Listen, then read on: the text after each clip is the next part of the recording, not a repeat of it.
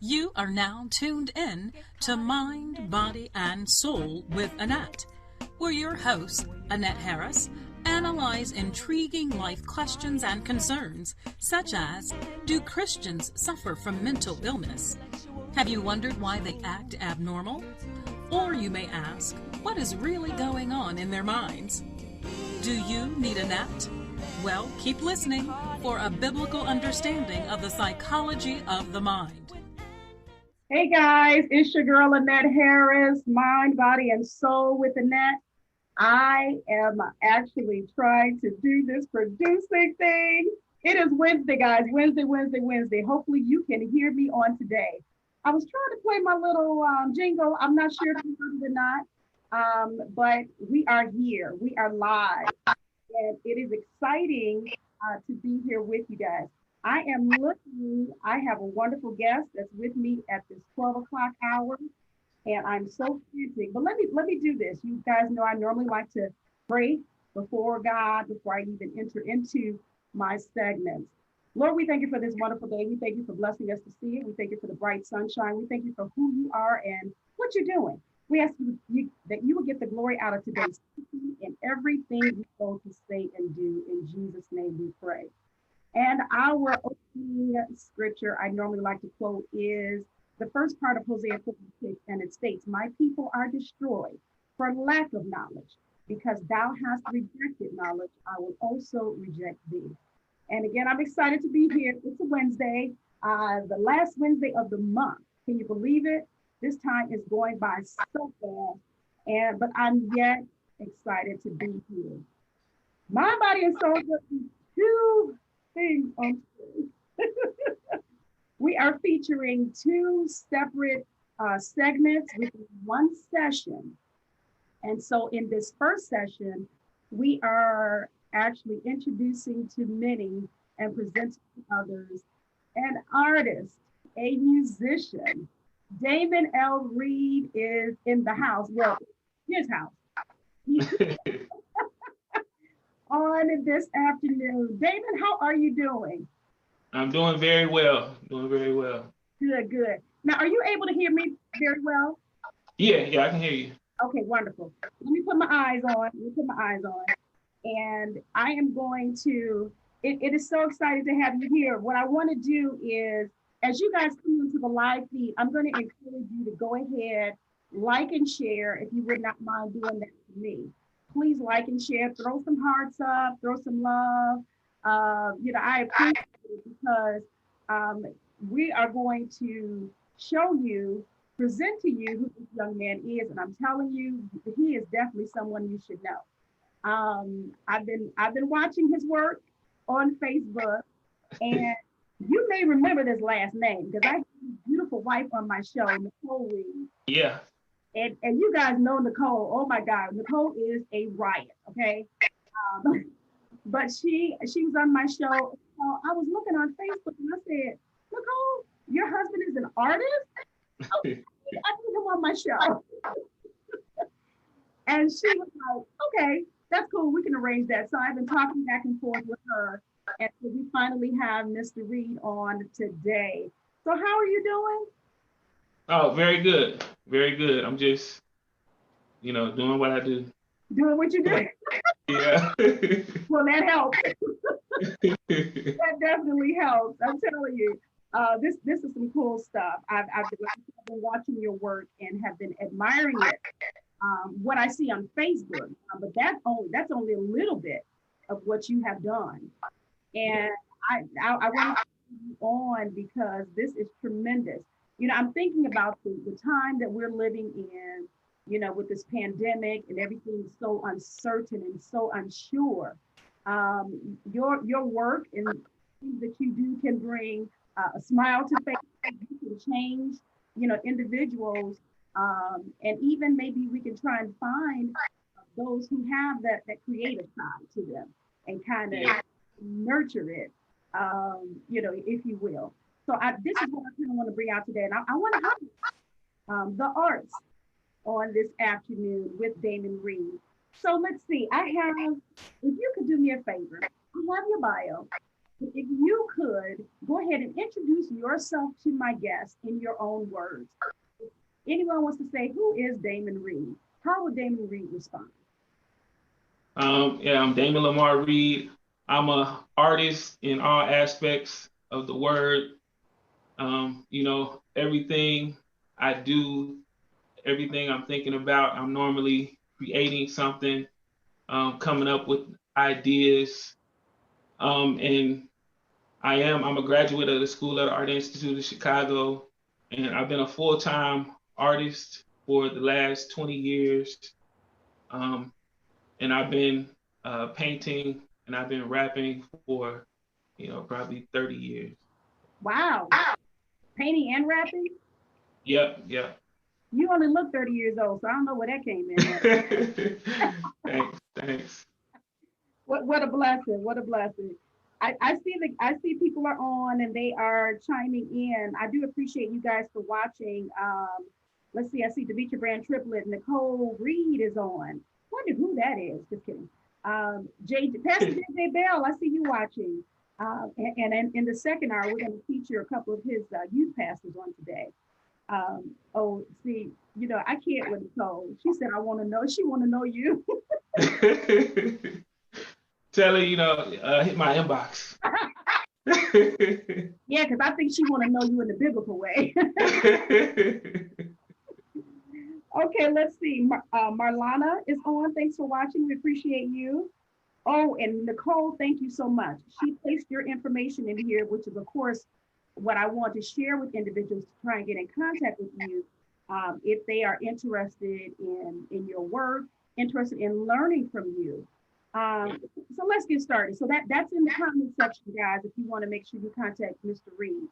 Danger McFadden, I see you on. Thanks for watching. Again, when you come into the live feed, please like and share if you would not mind.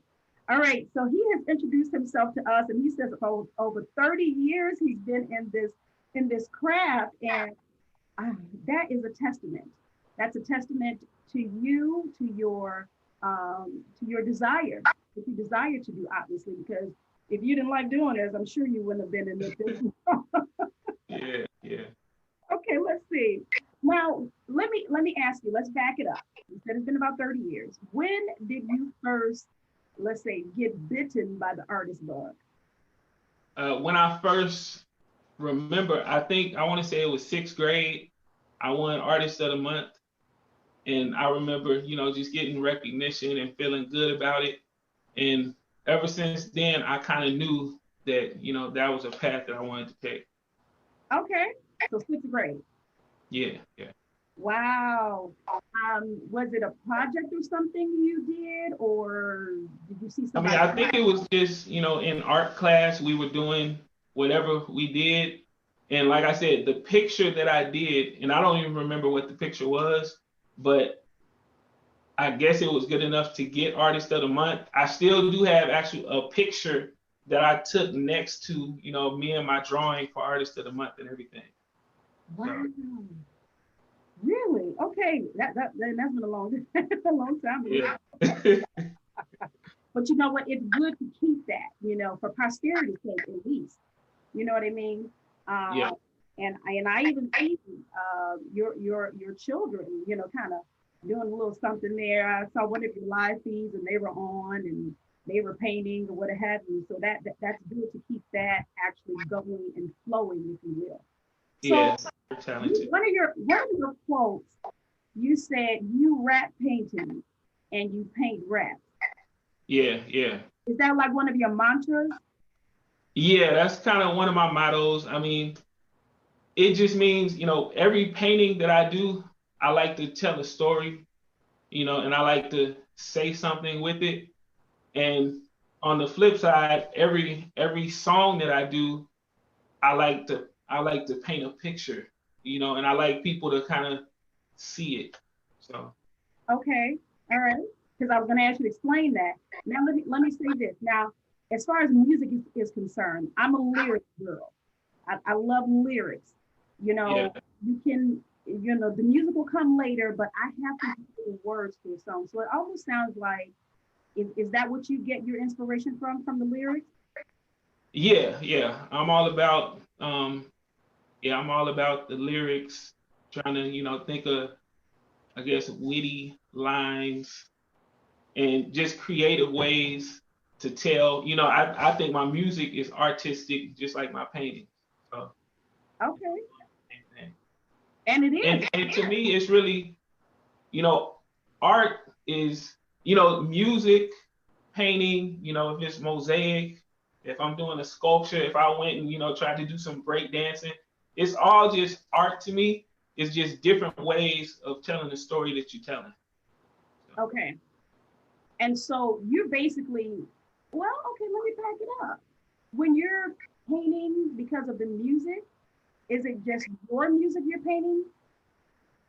It's not. I mean, I've been influenced by many different songs, just throughout my artistic career, and I've, kind of took things like that. But on my, I do have the last project I put out. It's called LifeApp, and I actually created a painting to go with every song that I did. So it was kind of one of the first times I kind of merged, the things that I did. Wow. Okay. All right. LifeApp. Let's stick a pin in LifeApp because I want to talk more about that as we go along on today. So this is wonderful. Now let me ask you: are you the only artist in your family? Like your siblings or whatever? I did. I had that, drunk uncle, who used to be creative. But I mean, yeah, that's it. That's it. Yeah. But it was an uncle though, for real. Yeah. He was an uncle. He used to, paint stuff on walls and stuff. Are you serious? Yeah. That's amazing, actually, that you took that. I mean, because I would think that your skill or mindset to even do it kind of came from that, indirectly, if you will. Yeah. Okay. All right. That's interesting. That's very interesting. All right. So we already talked about what inspired you. Let's see. Oh, goodness. Okay. In your bio, what I read is that your purpose, you learned early on that your purpose was to inspire, regardless of how you do it. So that tells me that you weren't afraid to even use this medium to inspire others. Now, and with that in mind, let me ask you, how different was it to use that form, this form of or this medium, artist, or being an artist? How different is that? Because we have different skill sets, we have a different mindset, we have different ways to inspire others. How was using the art form of artistry and music different from any other? As far as the visual arts, I would say it's not really too many Black people who are artists. Even growing up, I was told, even like when I was getting out of art school, I had family members that still said, okay, hey, what are you gonna do now? So I mean, and I'm like, well, I'm an artist. But realistically, even just art school in general, I think when I graduated, they said 14% of all the people who graduate art school actually go on to have careers in the arts. So, and then me being Black, that statistic is probably even lower. And then me actually, every time I do a painting, every time I do a mural, I have some kind of purpose or something that I want to get across. And a lot of the art world is really vague.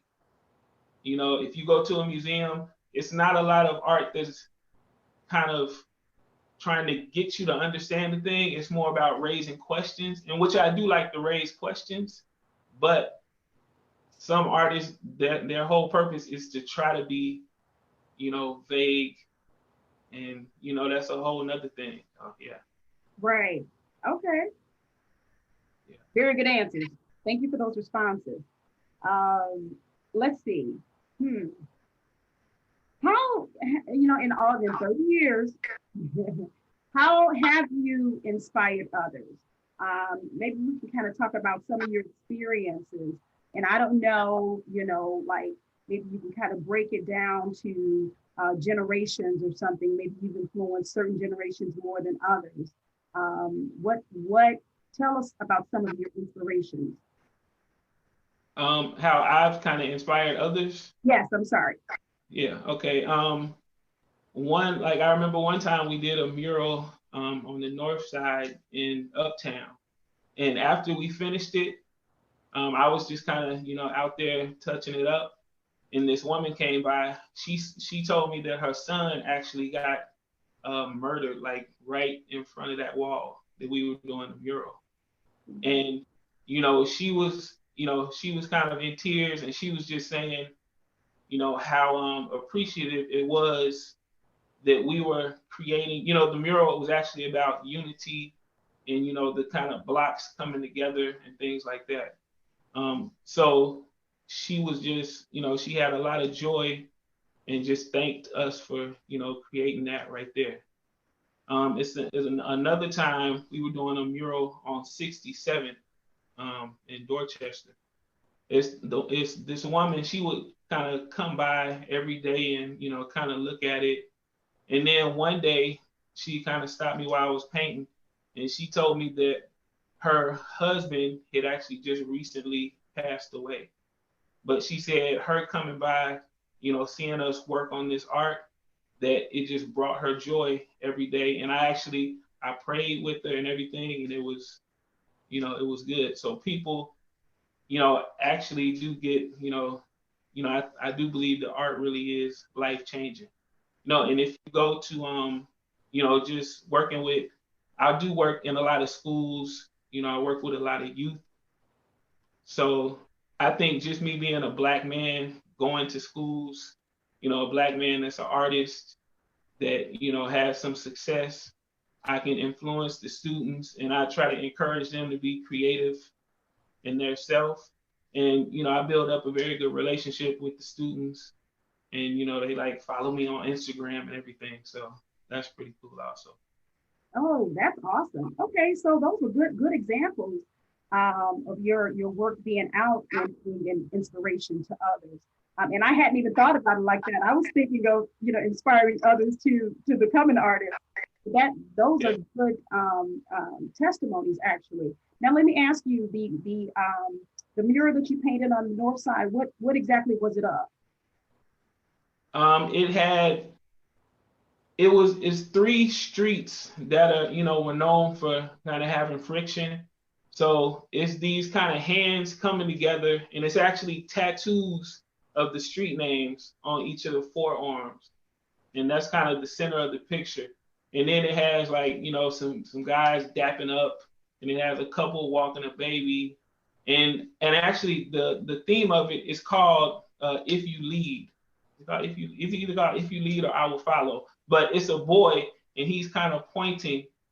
And on the other side of the picture, it's a man, he's raising up his son. And it says, I will follow on that side. So the whole thing was saying, we need mentors, we need father figures. And that's the kind of way that we can, create a solution. Okay, what they call me a crybaby, and I'm about to cry.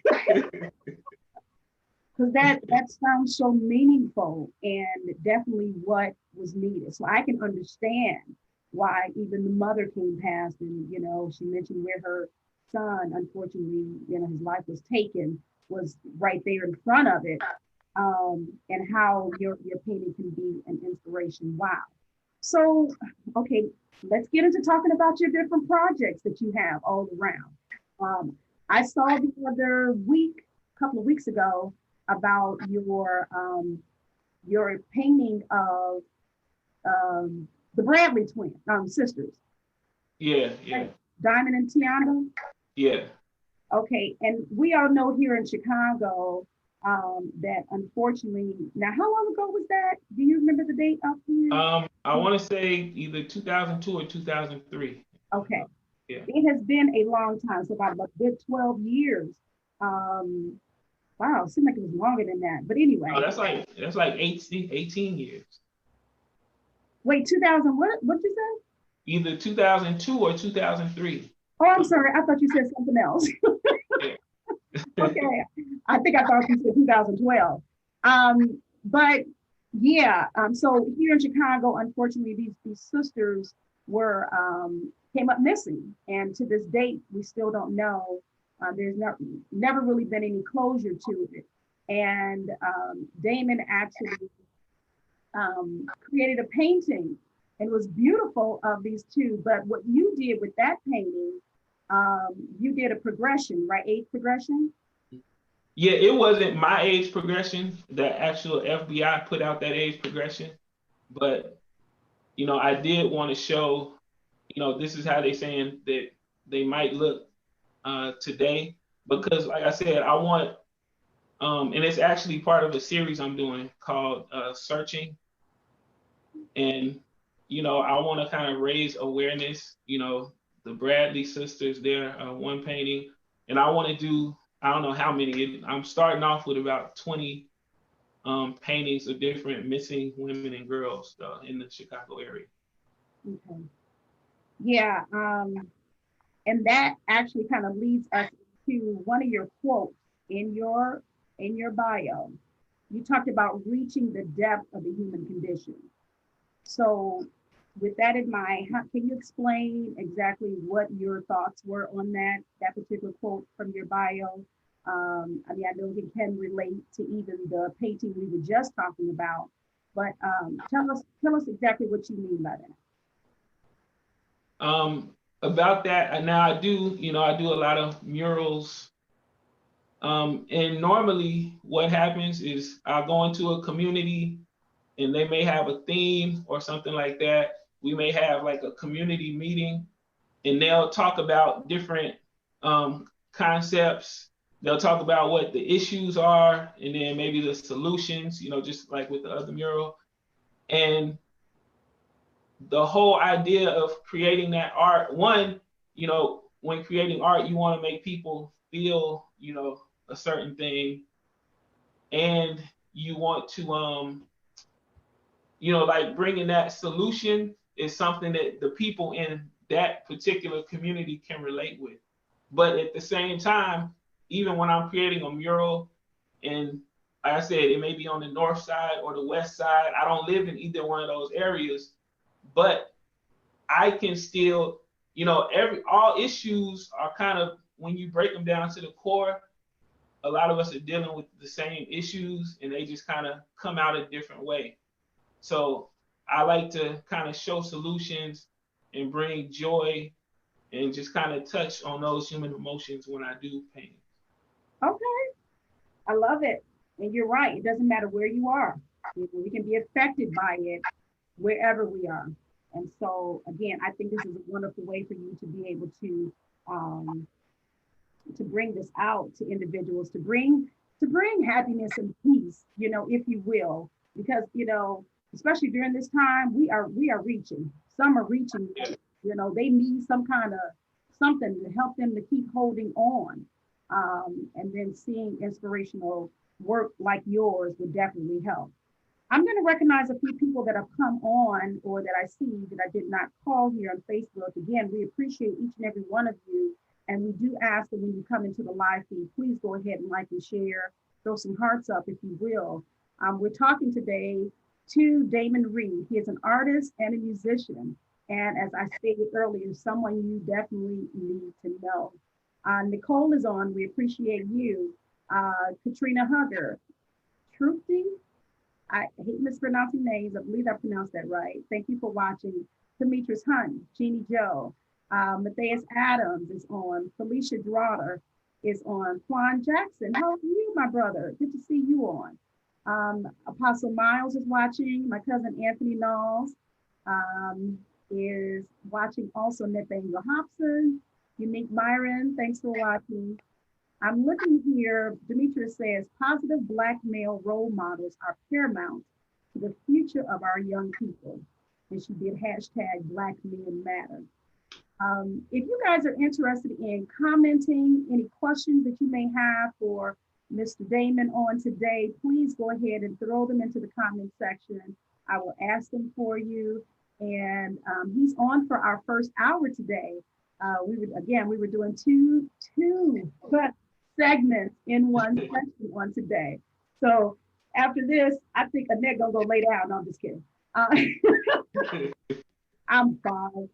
But yeah, again, if you have any comments, questions, because I want to get into talking with Mr. Reed about how we can, if we know, like for instance, our child, grandchild, or someone is interested in the arts, as you are, what should they do?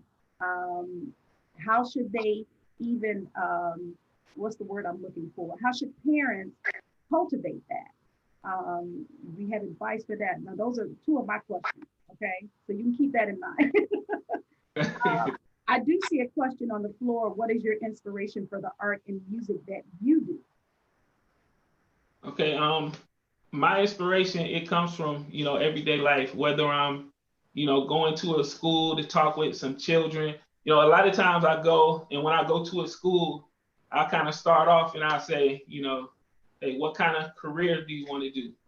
And then I may say, what do you feel like your purpose in life is?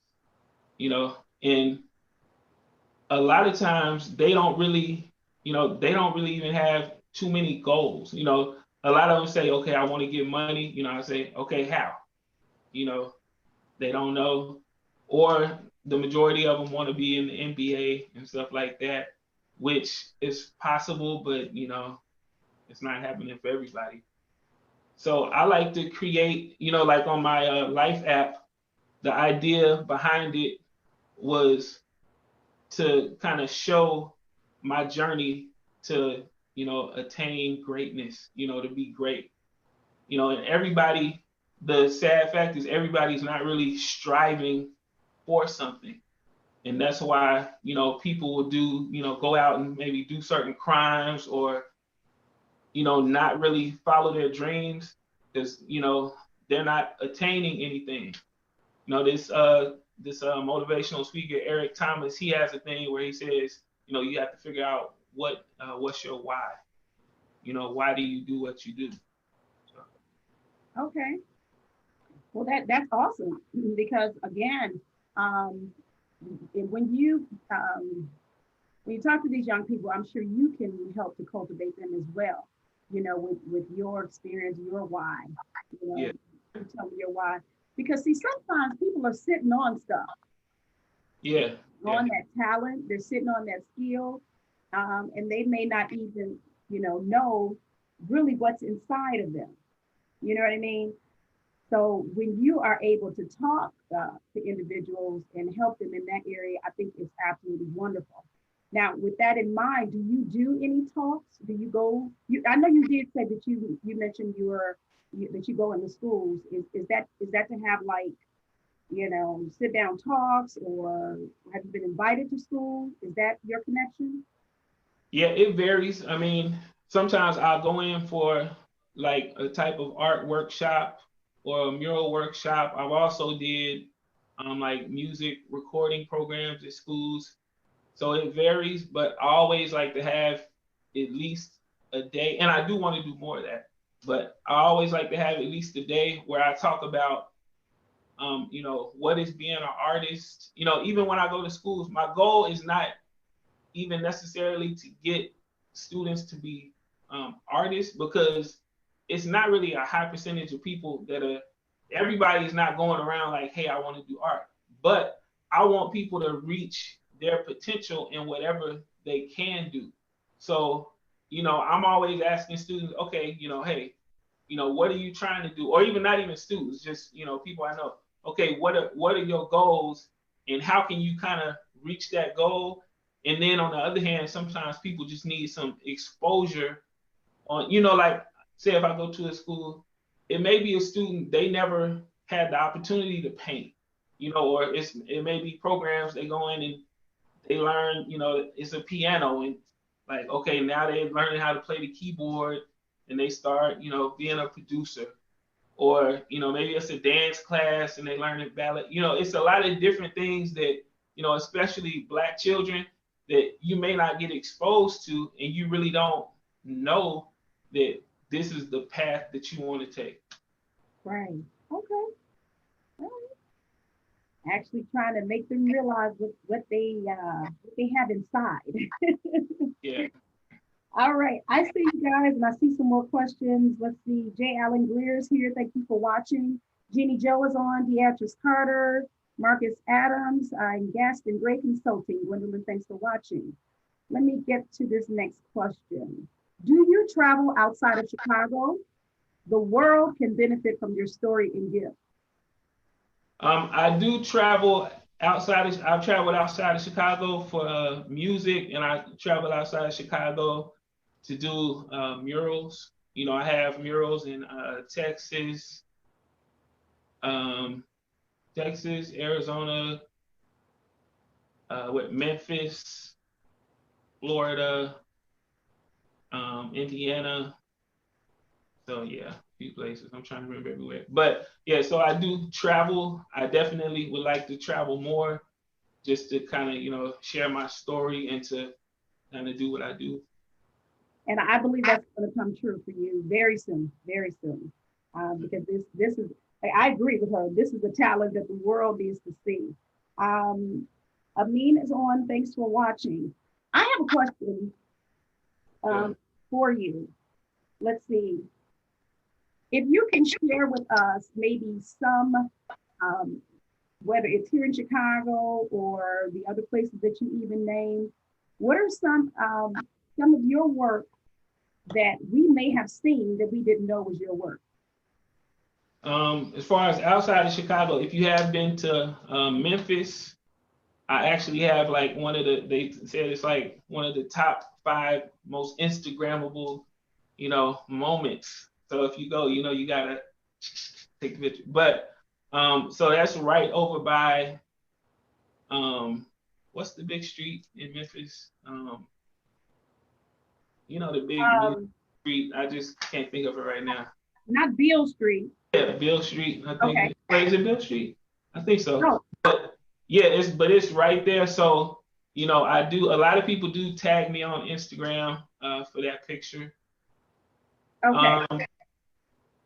And as far as Chicago, I mean, I have like 140 murals. If you roll by like California and Roosevelt, there's this place over there called the Safe Haven, and then it's also a school over there called Chalmers, but it's a daycare also across the street. So I did like 3 mosaics, all, you know, right there. So that's, you know, I would say one of the places that I'm, you know, like most grateful for, because I have like that whole kind of section where I created, and like my largest mural is over there too.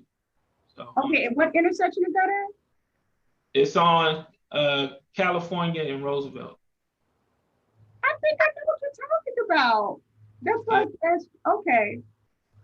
All right. Wow. Yeah. This is wonderful. Okay. Yeah, it was Beale Street. I was right. they're throwing in the comments here. I'll see now that. Okay. Now I'm gonna have to go back over there when the ban is lifted so I can look at it again. Oh, this is great. So you guys make sure that you check out Mr. Reed. Let's see, his wife placed in here his contact information. His email is damonlamar@prodigy.net. And well, she gave your phone number and everything, gave your whole government name on here. Talk to me about, as I recognize these other individuals. Let's see, Buddy Gill has joined us, and Tony Smith. Let me read these comments first before I ask you my next question. Demetra says, people don't realize the arts influence us daily in the form of visuals and music for commercials. Yeah. Thank you for working with our youth. And another comment from Gwen, she says, I need you to travel to your canvas and create something with my sisters and late mother. Yeah. Hey, tell her to, you know, send me a message. Okay. All right. Gwen is my sister, as a matter of fact. Yeah. And let's talk about, hey Meredith, thanks for watching on today. Again, guys, when you come to the live feed, go ahead and like and share. So you have all this talent, all this just bundled up and just wrapped up inside. Now, have your children been actually bitten by the artist bug? Yeah, they're very talented. Both of them can draw and paint very good.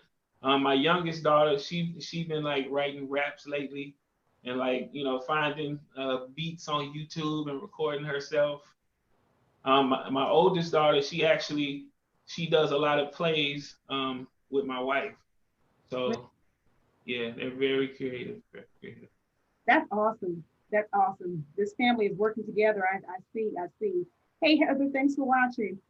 This is great because you want, again, we talked about posterity sake, your experience, your skill being passed on, and I love that. And if you guys, again, Damon Reed, he's also the husband of Nicole Reed, and she's on my show prior. And I met Nicole through Richard Gallion, so it's just a circle here, just going all the way down. But this is awesome. I think I did see one of the plays where your oldest daughter was acting in as well, and I was like, oh, they got it going down there. So you got one that's gonna act, and then one that's gonna do the music and the arts, probably, huh? Yeah, they do, and the older one, she sings too, so it's wide open for them. Yeah. Okay, all right, that's wonderful. Let me get back before I get ahead of myself, making sure I'm asking you everything that I wrote down here. Okay, I know what I'm going to ask you. SuperBowl 46 and Cook County Jail. Yeah. Oh yeah, I forgot. I should have mentioned that one. But yeah. What was that? Yeah. No, I was thinking I should have mentioned that. I have the only mural that's on Cook County Jail. And it's outside of the visitors, I think visitor center number 9. So, some of y'all may be familiar with it. but I mean, and that project was actually pretty interesting. I interviewed like about 30 people who had been recently released from jail, and the whole idea, it was about I think it's called recidivism rate. I think that's how you pronounce it. But I asked them, I said, hey, what would it take for you to to not go back to jail? And I kind of took all those answers, and then I created the image that is called Making Corrections. And it's this guy, he's kind of holding his map in front of him, and and there's 2 kind of paths he can take, the wide or the narrow. But it's about kind of finding yourself, finding where you are in life. And then you asked about the SuperBowl 46. Yeah, that's those murals. I did 2 murals in Indianapolis. I was selected by the Indianapolis Arts Council, something like that. But I did one of them that actually gets a lot of exposure. It's on Martin Luther King Drive. It's an image that has Martin Luther King. They're kind of marching. The people are holding up these different picket signs. One of them is like Muhammad Ali, when he was, he kind of refused to go to war. One of them is like a Black woman getting her hair done. It's just some different kind of, I would say, iconic images that kind of go with the area. But yeah, that was a big project for me because Indianapolis wanted to beautify the city with some different murals right before the Super Bowl. Wow. Okay, you said on King Drive, right? In Indianapolis? Yeah. Okay. I know some Indianapolis residents are on this live feed, so you guys can check that out as well. Wow, this is good. See, that's why I asked the question. Are there some of your works out there that we've maybe driven by, have seen, been admired, but we didn't even know it was you? So Cook County, I thought that was very impressive because you said that's the only mural that's there, right? Yeah. The only one that's actually on the wall of the jail. Okay. Now, how how do you get, I guess, permission, if you will, to do murals like you talked about on the north side of Chicago? How do you like go through the city for that?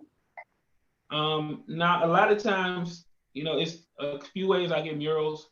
One way, there's a few organizations I work with, and they'll call me up with certain opportunities.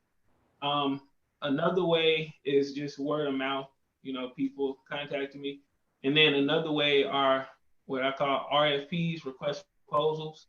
So say the mural in Indianapolis, that was a request for proposal, where you have to send a proposal in and then they choose, certain artists. The other way, when an organization calls me, the one on the north side, that's what that was. The organization said, hey, we have this location, we got a grant, or we got, a certain budget to do this project, would you like to do it? And then word of mouth is where I'll kind of go, maybe it's like at a school, and they'll show me the space that they want to create something on, and then I'll give them a budget for it. Woo, I love it. And I'm sure it's probably, you probably get excited when you get those invitations to do your work. This is tremendous. Let's see. I'm going to ask this question, and I was actually going to kind of, once we end, ask it, but we've mentioned about the pandemic and, how it, of course, how it has affected everyone, to date. How has the pandemic affected you, whether it's negatively or positively, in your craft, in your line of work? As far as negatively, right before they kind of did the stay-at-home order, I had probably like 6 mural projects that were like lined up, for the springtime, ready to go. So like all those immediately got delayed. Now the good thing, and right now, a few of those projects, we're actually like saying some schools, we're trying to like kick those off right now. One good thing though, like say for instance, the searching series that I'm doing about the missing girls and women in Chicago, if we weren't in the pandemic, I may not even really have time to be, working on that right now. So I'm kind of doing some, some art business classes that I'm working on. And so I'm kind of able to do some things that I had been planning to do, but, hadn't had the time to do. And I think those things are actually really going to help, my career really progress. Okay. Yeah. And it's amazing. I know I hear some individuals during this time that we're in, they're able to do things, settle down and do some things where, as before, everybody was on the go. But it's almost like you kind of have to stand still now. You've been ordered to stand still, if you will. So it's like, what do you do with your time? Like you even talked about earlier about finding your why, and then just, cultivating that and making sure that your craft is not lost. So that's what it sounds, because that was going to be my next question. How are you making sure that your craft is not lost and your skill set is not being laid to the side, in this time? Yeah, and another thing, I kind of have to be, well, I think everybody, you have to kind of come up with different creative ways that you didn't before. So in the sense, like last week, I had a raffle for, one of my prints. Right now I have like a Mother's Day portrait sale going. So I've been kind of just thinking of different ways. I started selling canvas prints, and that's been going well also. So, it's just a different, kind of shift. Okay. And you have to move, you have to go with the flow. Or like they say, when in Rome, do as the Romans do whatever you need to do to make sure that you make it, and you're not wasting time or anything of that nature. Let me go back to Facebook Live, making sure I didn't miss anybody and any comments here. Elder McGee is on. Demetra says the Super Bowl 46 mural is how I know his name. Yeah. Oh wow, that's cool. And Yeah. it's actually like a rapper. It was a rapper. He did a video with it. Okay. Yeah. So in a few, it was some kind of Martin Luther King speech that somebody did, and they had it in the background. So it's been used for a few things too. Okay. All right. That's cool. And then another comment here. The civil rights mural is one I have wondered who did it. He said, now I know. Nice. Thanks. And she's in Indianapolis. Okay, cool.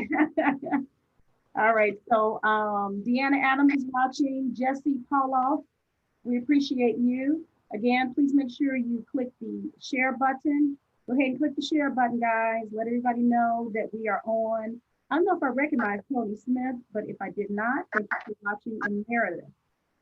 We are so excited that everybody has joined us on this afternoon. And again, today we're focusing on the arts, if you will. My first guest at the 12 o'clock hour, of course, is Damon Reed. And he is an artist and a musician as well. I love to say that quote. I paint raps and I rap painting. So I love that.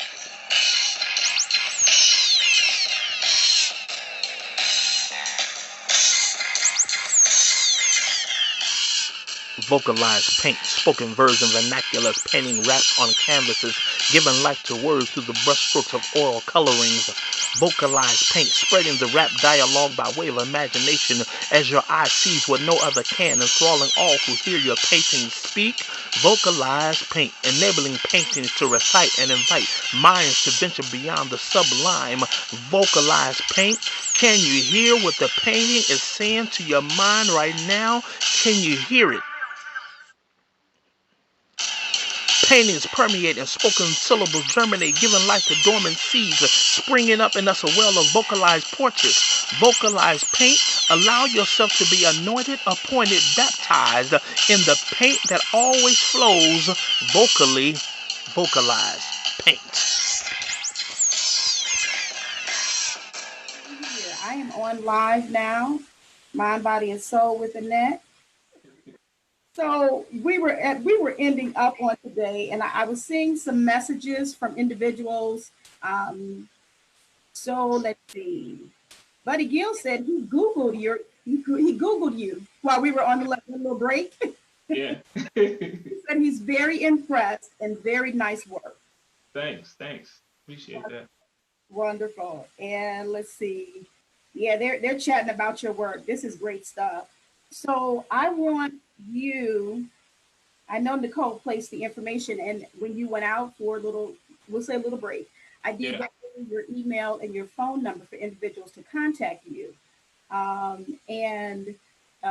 If they're interested, they themselves or their child, grandchild, interested in connecting with you so that they will be able to cultivate their skills, their talent. Do you do like classes or anything on the side? I know you did a few live feeds where you were kind of teaching like some general skills, but if somebody was to call you up today after seeing you on the show, or could they, say, Mr. Reed, my child been doodling all over the walls and they've been creating stuff. What can you do to help them? So can they do that? Can they call you in that respect? Yeah, definitely. I mean, especially with like how everything is right now, I kind of have more time to be able to, do things like that. So yeah, that can definitely happen. And also on all social media, I'm at Damon Lamar Reed. At Damon Lamar Reed. Yes, it's my full name. That's on Instagram, LinkedIn, Facebook, YouTube, Bandcamp, everything. What was that last one? Bandcamp. That's where I have like my album for sale and everything. Awesome. Love it. I love it. As we're ending, tell us quickly about LifeApp again. LifeApp, and I haven't had the book right. But this is the book right here. It contains, it's oh, it's 15 songs, I think. Yeah, it's 15 songs. I created a painting for every song. Inside the book, let me open it real quick. Yeah, I call them what I have: life lessons, life songs, life words. So inside the book, also with each song, I have a life lesson where I kind of tell a story that happened in my life, and it kind of has to do with every song. And like I said, I have a painting for every song, and you can hear the album. You can actually go to Bandcamp. It's available on all streaming outlets. So, and if you do want the book, you can hit me up. I can get that for you too. Okay, I love it. I love it. I love it. I love it. Yeah. Oh my goodness. All right.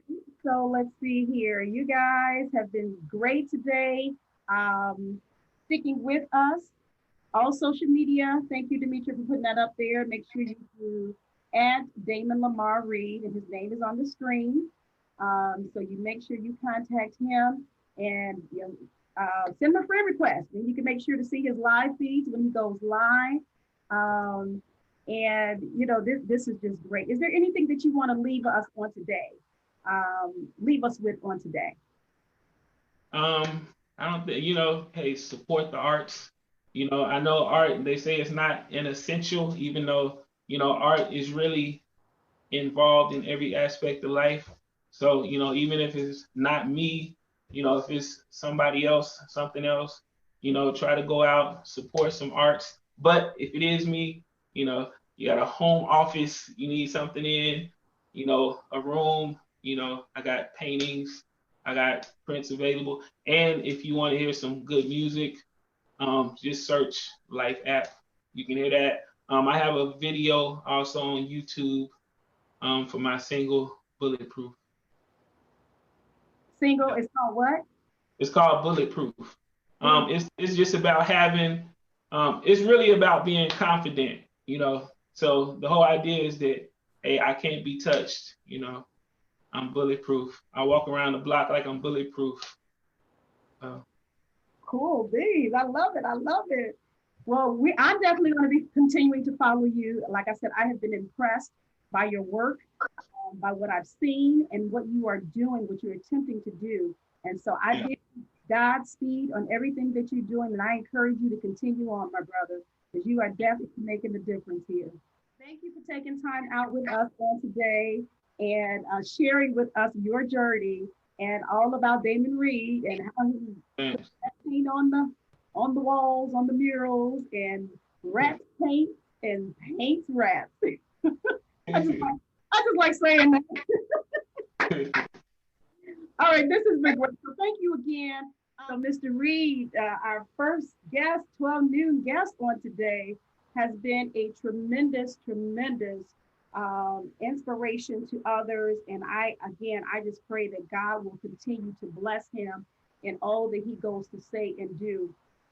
Because we need that. We need a smile. We need, someone to come on and make things, it may seem gloomy. I know it's gloomy today outside here in Chicago, but that painting, his music can bring sunshine.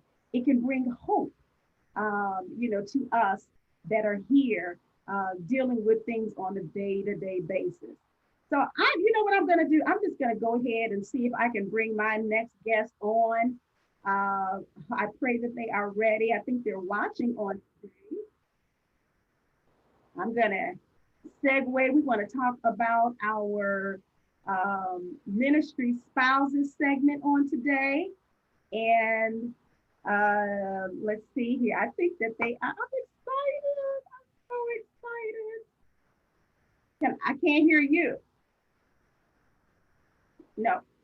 Check your audio. Check your audio. While they're getting their audio set up, they're connecting now. They're getting their audio set up, and you see one name there, but there is actually two individuals, if you will. Can you guys hear me? Yes. Okay, I can hear you now. Wonderful, wonderful. Yeah, this is something. This is Woo, I tell you, we've been going through a lot of changes in these past few months, but that's okay. We are here. We are here. You see the lovely, lovely DeAnna Adams and the handsome Mr. Mathais Adams on today.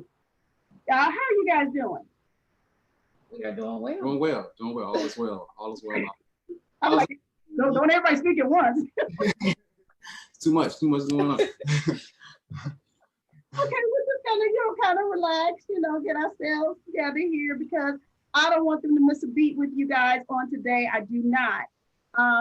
Sometime, I believe it was last year, the Lord gave me to do this new segment. And the segment was entitled Ministry Spouses Segment. Well, what I did was, it came to me that I want to highlight those individuals who are actually working in ministry, but there's more than what meets the eye because that's not all that they do. We appreciate, how God has blessed them, in their church or whatever. But I always say you got to get outside of those four walls. Amen. Okay.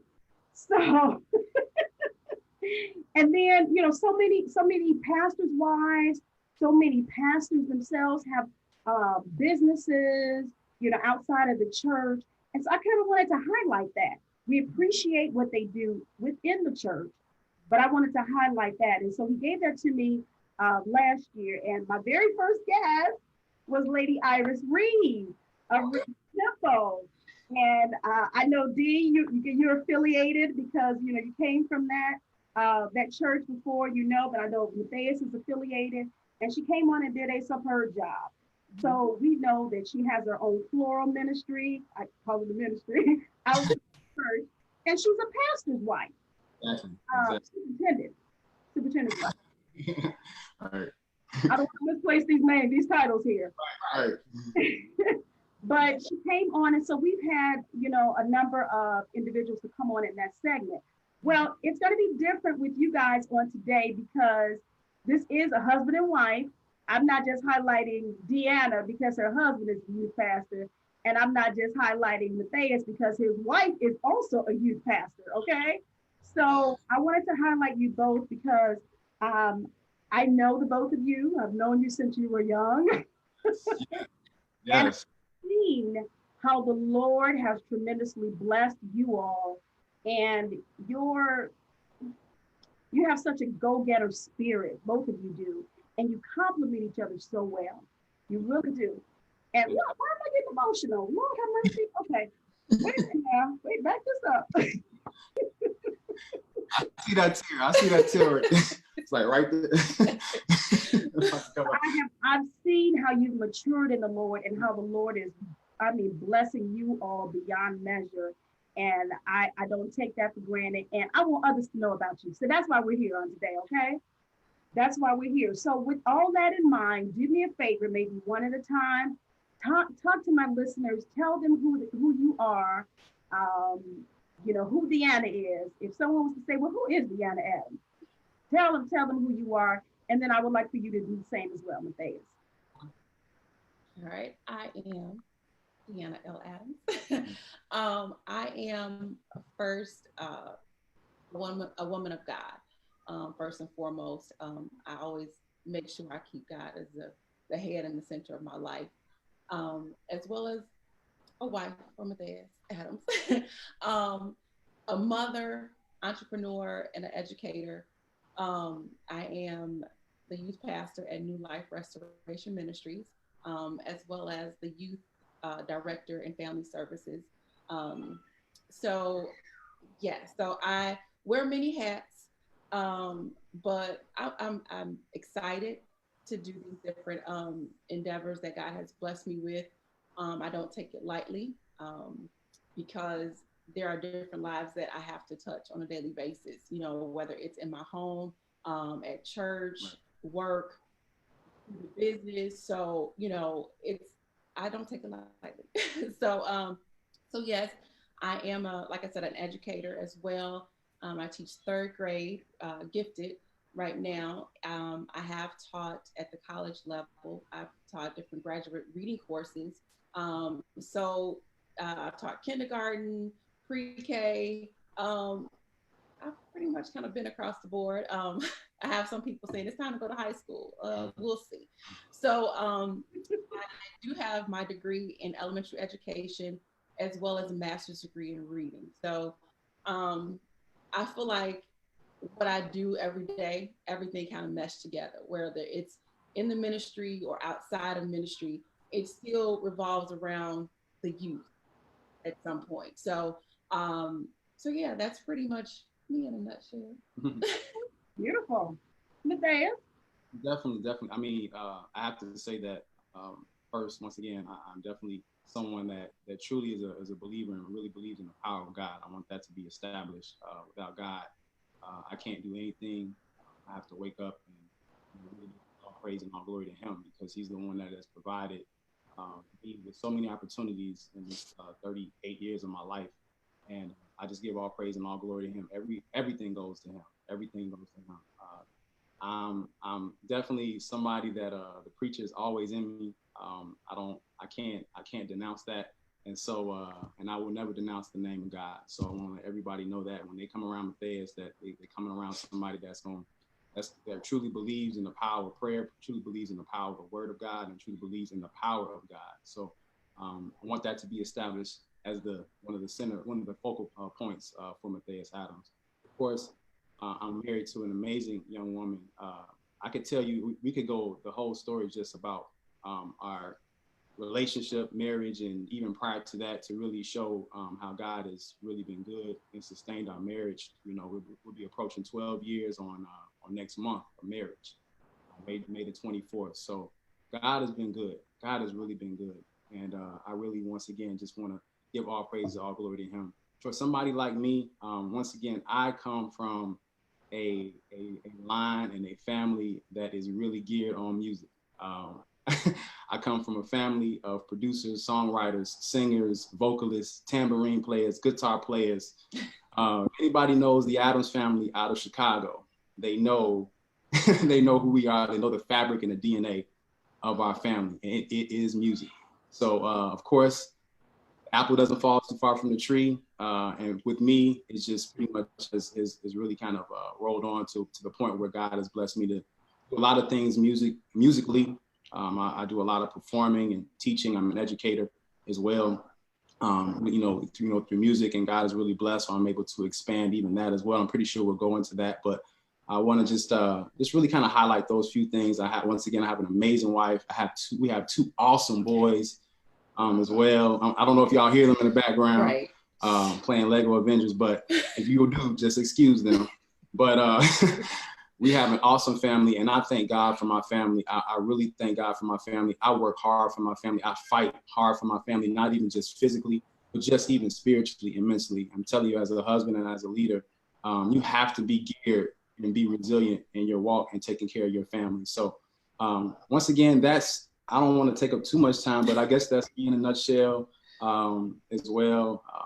I also hold a couple other things that we probably won't highlight, but I'm also an insurance professional as well too. So that's one thing that I dabble in. So other than that, that's pretty much it. Did I cover everything? It's wonderful. Before I read others who have jumped onto the live feed, I do want to we want to give reverence to your leaders at New Life Restoration Ministry. You guys are the youth pastors, but we do give honor to, like I'm in church, we give honor to Pastor J. Bell and Lady CC Bell, two beautiful people of God, a wonderful couple as well. And we're grateful that you all are under that ministry and growing and flourishing, if you will. I love their ministry, and I appreciate what God is doing through them. So we just want to give them a shout out on today. Let's see here. Okay, let me jump back on here. Mary Ann Lloyd is watching. Felicia Williams, she says, I love this couple. You know her. You know who that is. Elise Crawford is on. Let's see. I think I said Marcus. Thanks for watching. I think you shared as well. We appreciate you. Let's see here. I think Demetria said you're Mrs. Fire Shoes. Is that what she said? who you talking about, D? You talking about D? He does wear some hot shoes too.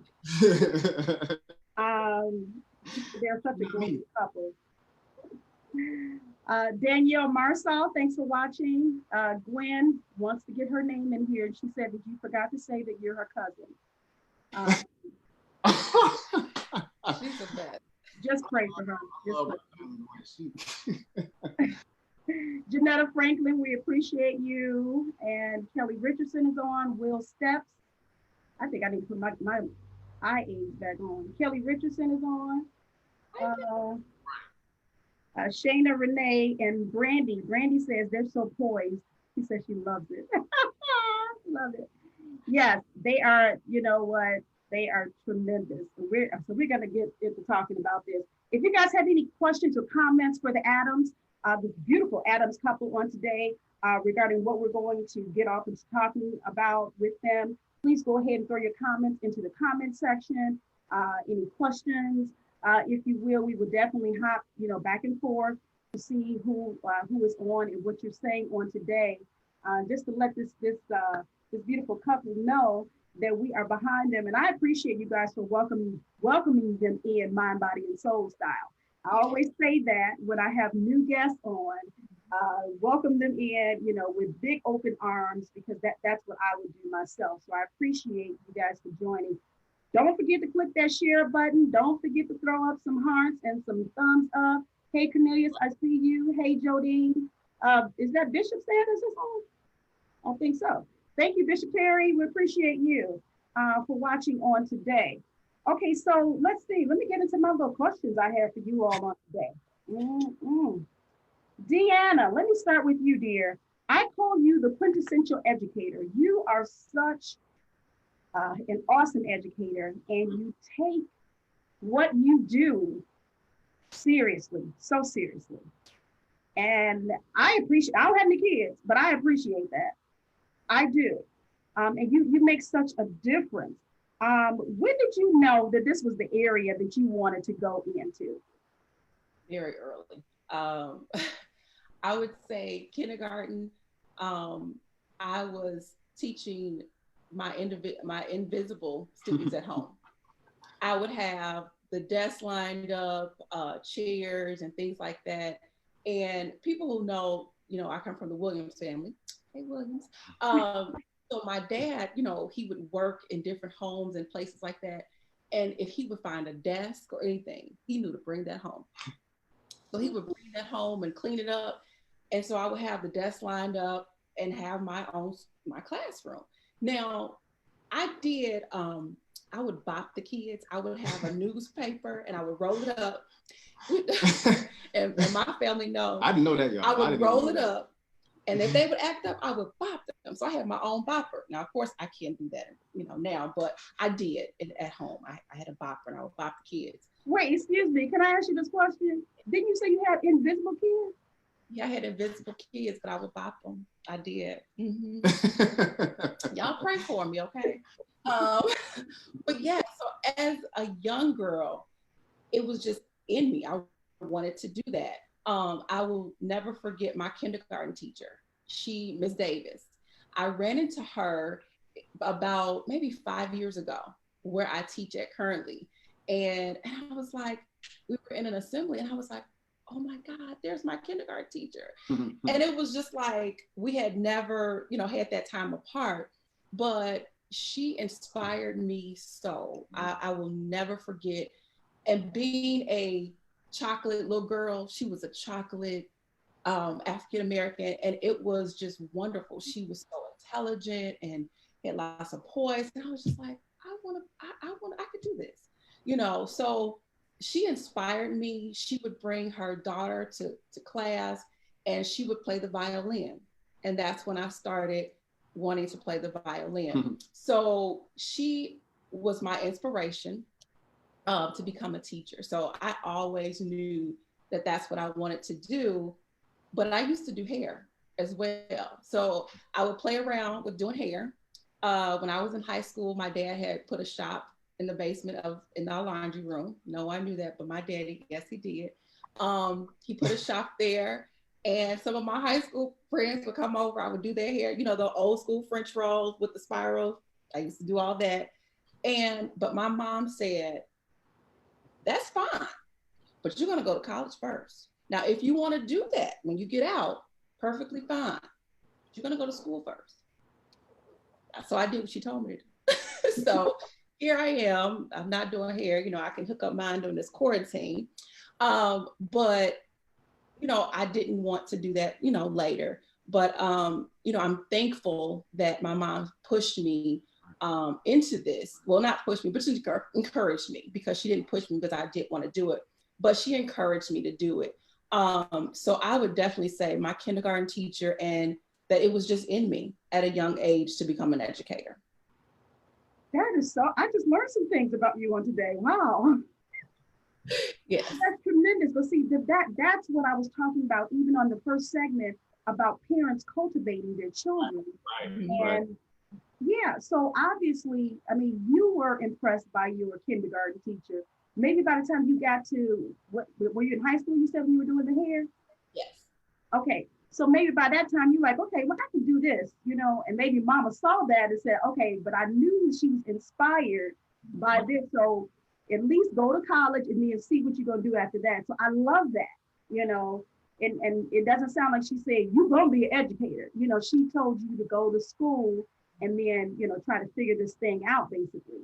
So I love it. I love it. Parents, it's so important, the influence and, that we have over our children. So that's why that's key. So thank God for Mother Vera. I appreciate that. And I'm sure parents that you have taught appreciate your mom too. So obviously this was a lifelong dream for you, at least since kindergarten. And what you said. So when you did go to college, now we know we may have our dreams and our inspirations. I want to do this and I want to do that. But sometimes you may get those obstacles, along the way. Talk to us about some of that and how did you overcome them to continue on becoming an educator? Definitely there were some obstacles because I did go away to school. I first started out at Illinois State, and being that child that was brought up in holiness, that old school project, and I thank God for my foundation. I really do. When I went away, it was, wow, I'm free. I mean, I'm just telling you the truth. Yeah. And, there were some, parties that I went to and, whatever, but then it was just like, I came home a lot. So I had to know what was good for me. And there were people that I know who talked about me, you're just going to Chicago State, blah, blah, blah. But I couldn't let that stop me. I had to do what was best for me. So I returned home and received my, degree. And then I decided to go back, but it was challenging because I remember growing up young and people saying, you're not smart enough. You're not this and you're not that. And you're not like this person. And, and sometimes I look back now, I'm like, where are these people? But I just thank God that I didn't let that stop me, because that could have. Right. But I had to make up in my mind that I was going to succeed and be successful. And my path is not the same as yours. It's not the same as the next person. I have to be okay with that. And we have to be okay with that, because God leads everybody differently. So, there were some times, I was that student that had to study a little harder than the next person. I didn't get it like that. There were some disappointments, did I pass the assessment right away? No. But I thank God, one, for that foundation that my parents gave me in the church. So I would say, okay, I didn't pass. My mom was right there. My sisters were right there. My brother, just encouraging me. Mathais wasn't in the picture then, so I'm not putting him, he wasn't there yet. So, but they were always encouraging, so you need that support system. And if you don't have it, lean on God, so I get that there's different, like I said, everybody's situation is different, but passing the assessment, that was challenging for me because everybody is not a test taker. Right. So that makes me understand my students a little better, you know, when it comes to test taking skills and things like that. But I kept pushing. I was praying, you know, because then I was saved for real. So, you know, I was praying and asking God to, you know, help me because, you know, we were saved, you know, that, you know, but we still doing whatever. But no, at that point I was saved for real and asking God to give me the faith. And he was building my faith because I was like, well, Lord, I'm praying, you know, wow, you know, what's going on? But it helped to build my faith during that time. So I would say definitely there was some obstacles. Even when I got my first teaching job, you know, they were doing the rifting and, oh, we got to let you go. But then you didn't know if it was coming back for sure type of thing. That took faith, you know. So stepping out on faith to leave one job to go to another one. So very, you know, different obstacles when it comes to, you know, even just becoming an educator. But I can talk about obstacles in the business itself. But, you know, I don't know if you want to talk about that yet, but yeah. But no, great. It was good because we were trying to establish your background and your history, even with becoming an educator, to even move us to this wonderful business that you created. You said, I believe it was in your bio, about how you were inspired. No, I'm sorry. You realized that there was a need for up close, and I'm kind of paraphrasing here, up close and personal instruction, if you will, with children. And I believe this was kind of like the basis of how AMEC came into being. So tell us about that moment and then talk to us about AMEC. So basically AMEC came about, I was reading, and a lot of times I was reading an article and it was talking about finding an extra job but doing something you already know how to do, okay? So I was like, well, you know, I teach, so I need to tutor as a way to make extra money. I was still single at the time. And I started tutoring after school, some of my students. And I remember saying, okay, this is different. And then the more I started doing it, I became even more engaged in it and wanting to do it more. So me starting like, okay, well, maybe I can create a business, you know, doing this. So then it was Anointed Minds tutoring services. So you hear me now? Okay, sorry, I thought it was shaky. But so Anointed Minds tutoring services at the time. And then, so I was still tutoring. So then I said, you know, I think I want to take this to the next level. So I want to say 2008, I started really just doing tutoring even more. So now we are inside of the Olympia Fields Park District. So we tutored there. So I wanted to actually do more than just tutoring. And I started thinking about the name, and I was like, you know what, tutoring services, that's keeping me in a box when I have other ideas for the business.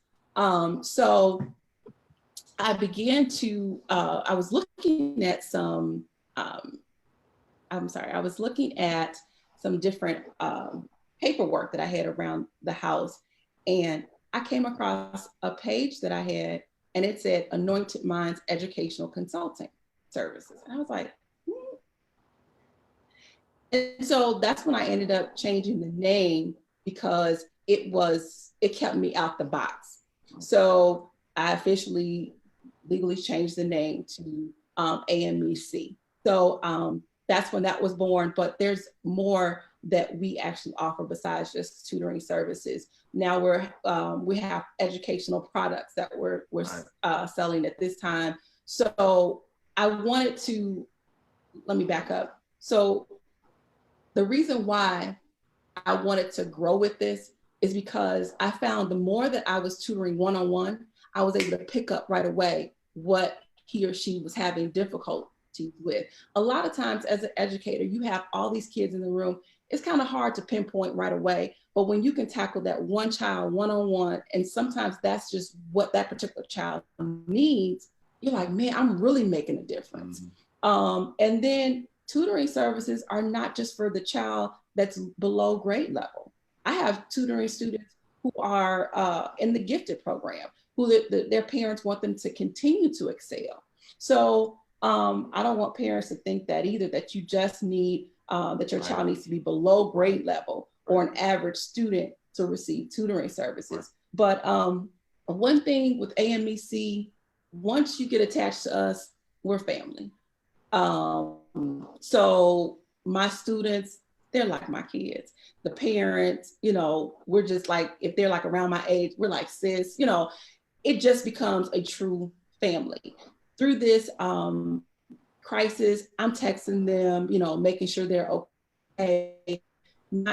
It has something to do with the money, but it has to do with the genuine, I'm concerned. And when you talk about obstacles, Annette, it made me think about the different obstacles that I deal with now is trying to separate the business and the personal. Because when you do have a heart for your customers that are now really family, it's hard, you know, when you know they can't make it at this time with the payment, it's like, oh, I get it, I understand, you know. So separating that business and personal, you know, and you need your husband to help you balance that out. Like, okay, babe, I get it. Yeah, we love them. I get it, you know.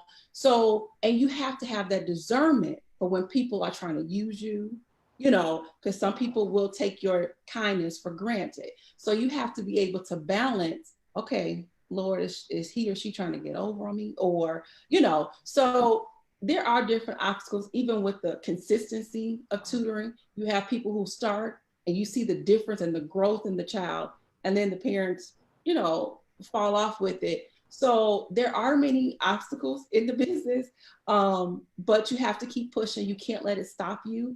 And as an entrepreneur, there are some long hours that you're working, you know, you're working after you come home from your 9 to 5. So before this, it was me working my full-time job and then basically tutoring sometimes from like 3 or 4 to like 7 o'clock at night, you know? So, yeah, so it was pretty tough, but if it's something you want to do, you have to keep pushing. There has been times when I've wanted to quit. And I'm like, you know, but I said, no, I can't. And he'll tell me, nope, you can't give up. You know, he'll tell me, nope, you can't give up. So, you know, to other entrepreneurs out there, yeah, people may say, okay, look, AMEC, yeah, we're little now, but just wait, you know? So, you know, but it takes time. And I think a lot of times you can get discouraged at that foundation level because you have your vision in your head. And I was talking to a close friend of mine the other day, and she's in Atlanta, and it's like we just pick up where we left off, but we were just talking about sometimes how God gives you the vision and you're such a perfectionist and you're trying to do it like now, but that may not be where God wants you right now, but he's showing you where your company is going to be in a few years and where you're going. But it doesn't mean that every idea that he gives you, that it's time to do it just yet. So you have to really pray and ask God to guide you in your business decisions. Even with me making learning stations, which are, and I'll show you one, making learning stations for the kids, which are very good to have now, since they're not in school. It's an interactive tool that they can use, that parents can use at home. So those we're using now, and it's like, let's, I lost my train of thought for a second. Sorry. Yeah, I was talking about the learning station, I'm sorry. That's another tool that we're using to help promote education as well, which I can show it to you.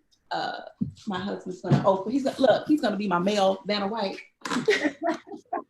These are some learning stations that we create. Everything is laminated and Velcro. You could do different skills with your child at home. So, you know, we don't want you to think that while you're in the house, you can't continue with working with your child.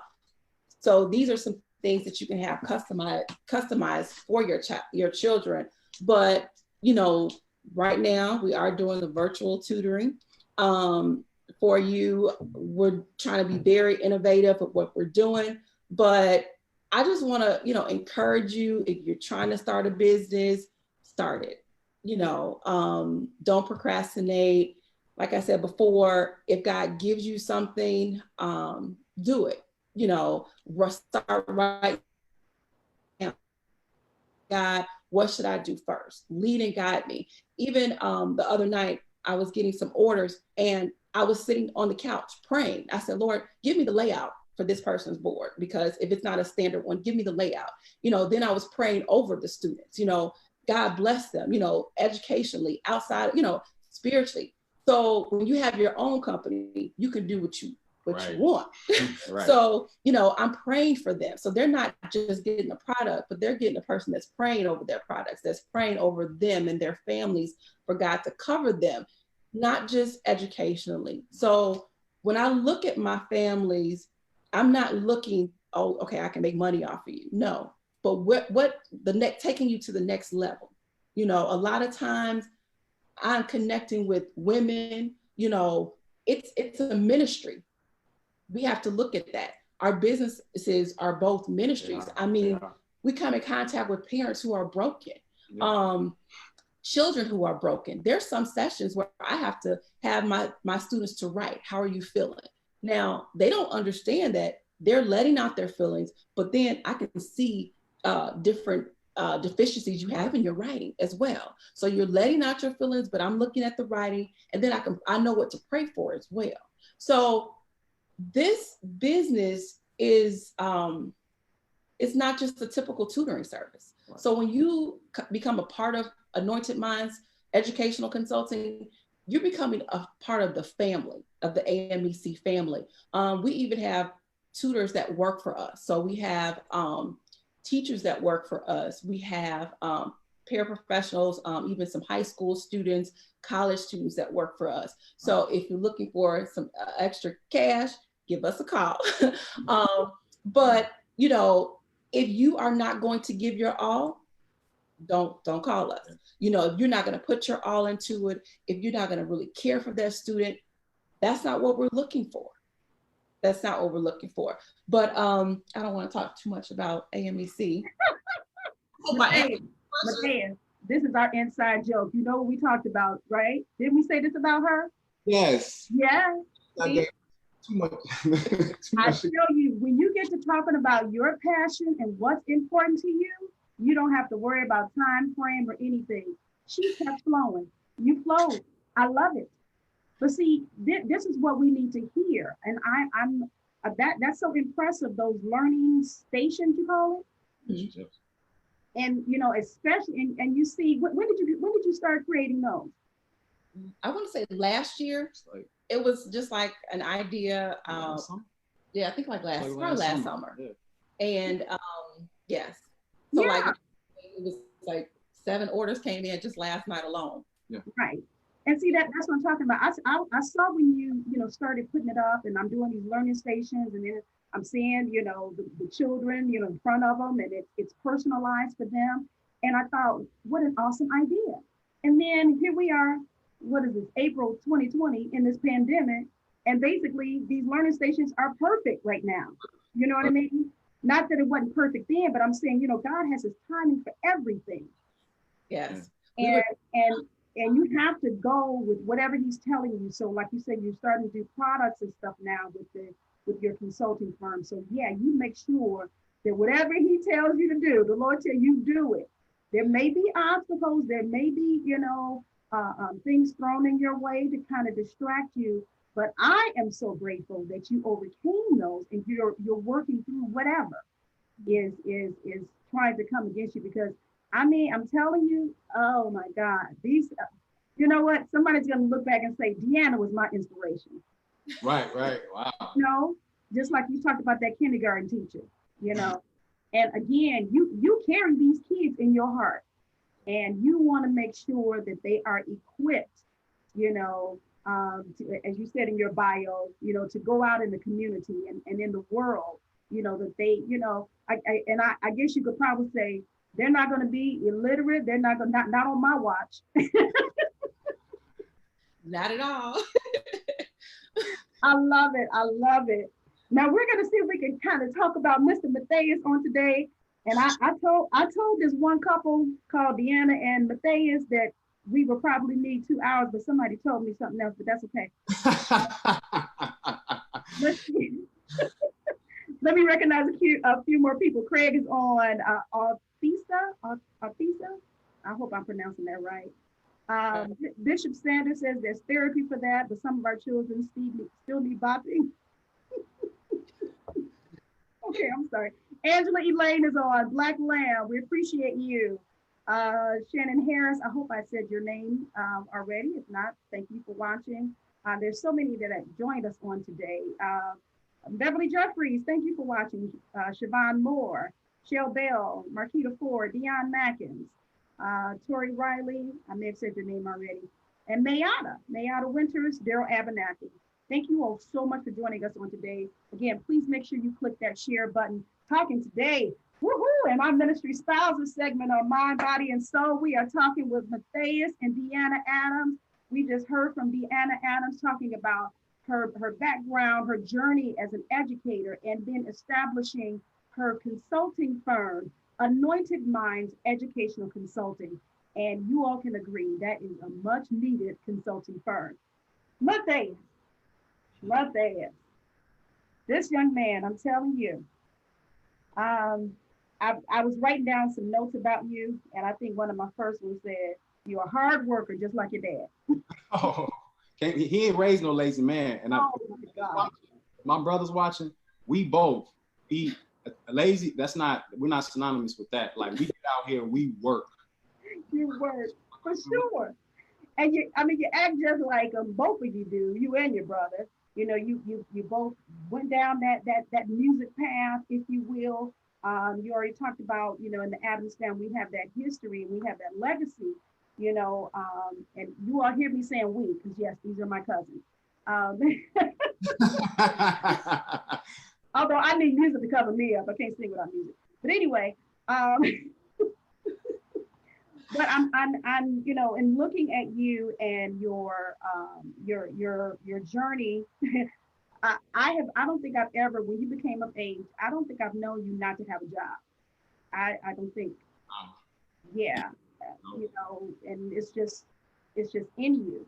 So let's talk, because you have two flourishing companies, if you will, and I think that, let's see, which one probably came first?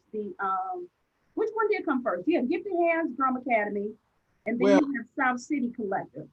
The Gifted Hands unofficially became birth. I unofficially launched it in about 2011. And I had just one student. I felt at that time God was leading me to, once again, same story as my wife, to really just provide education with the gift God has given me. And I'm not gonna preach a word like my wife, but I'm gonna try to condense it. But if my brother's watching, my brother Kendrick Harris, he's my first student.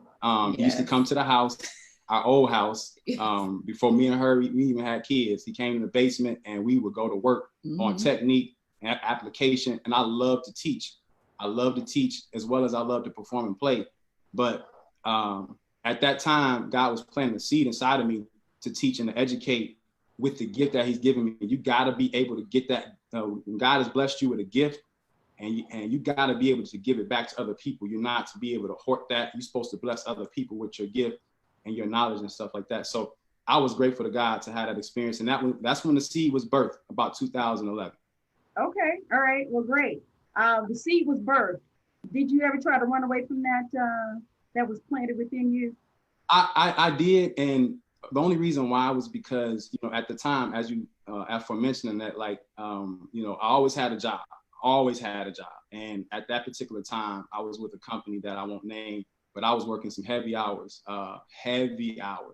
and to the point where I hate to even say this, but I admit it to brothers in private conversations when they come to me, like, she was instrumental in even purchasing our first house. I just was like, whatever you need me to do, I'll come in, because I was working so much. Like, she was meeting with the people and things like that, and I just made sure I was able to be disperse things where they need to be dispersed, if you know what I mean. And it's just like, you know, I was working so much. So at the time, you know, get back to your question, at the time that almost provided me the opportunity to really kind of stop, because I felt like I was veering away from where God was leading me. But I said, you know, I got to keep going. I got to keep going. Even though I'm really working these heavy amount of hours, I still got a Planet Gifted Hands Drum Academy inside of me years ago. And it's just now it's really manifest.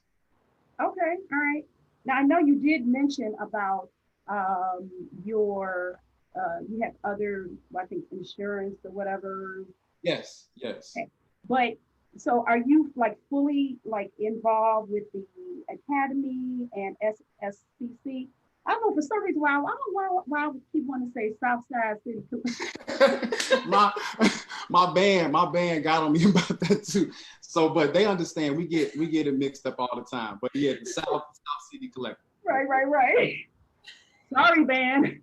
No. It was all in love. Annette, it was all in love. They were just teasing me, but it's okay. And I thought I was really saying something too. Then I looked back, I said, okay, I get it.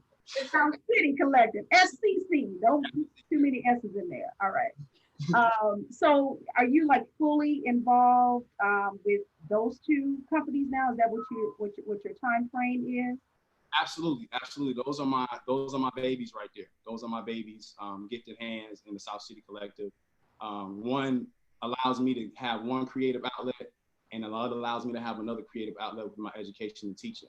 And right now, I'm so adamant about operating in the lanes that God has for me, that whatever He has and whatever outlets that He has for me, those are the ones that I'm gonna drive in. I'm not gonna drive in somebody else's lane. So with these two creative outlets, I mean, God has really been able to bless me to be able to connect with wonderful parents as my wife. I have some wonderful parents, and I hope some of them are on. I have some wonderful students. As with my academy, they become family, and as well too, I also have a wonderful team with my South City Collective team. I mean, they are absolutely amazing. I can't ask for a more of a cohesive group of people that, for whatever reason, they fall into my vision, and they wanna, and some of them push harder than me. You know, as far as like we got to do different things and, you know, create content, things like that. So I'm really blessed to be a part of some major movements right now. All right, I love it. So obviously you were bitten early with this music bug.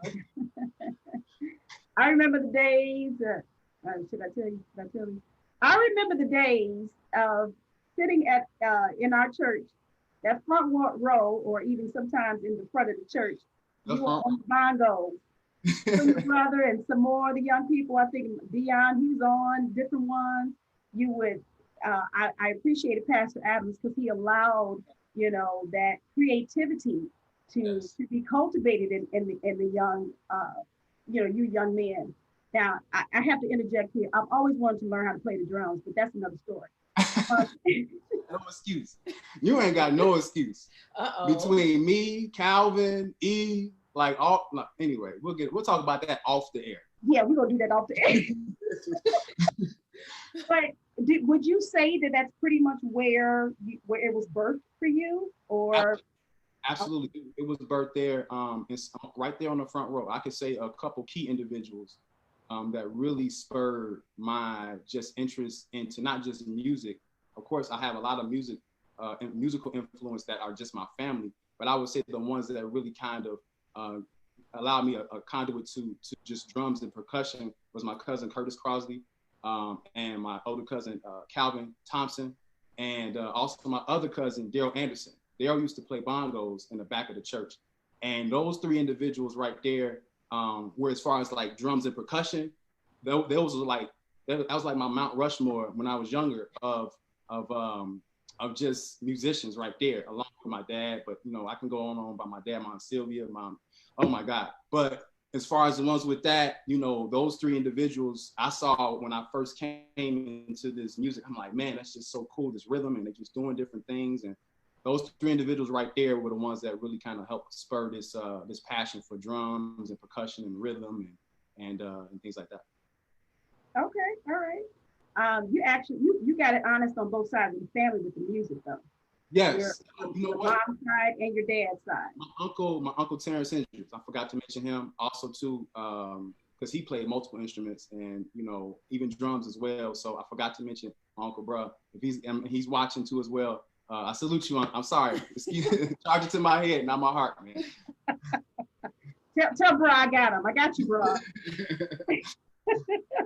All right. So, okay, you were inspired, but did you ever think that Mathais was going to create an academy to teach someone how to play the drums or teach them about the art of playing the drums? Was it all the trips to what's the name of that music place that you all go to all the time? Yeah, Guitar Center. Because I know sometimes over there they have sheds. If they call is that what they're called? Okay. Yeah, you drum at heart. You drum at heart. That's what it is. Shed, chops. You got it. Yeah, you know the lingo. I see. Did you ever think that this is what you were going to be doing?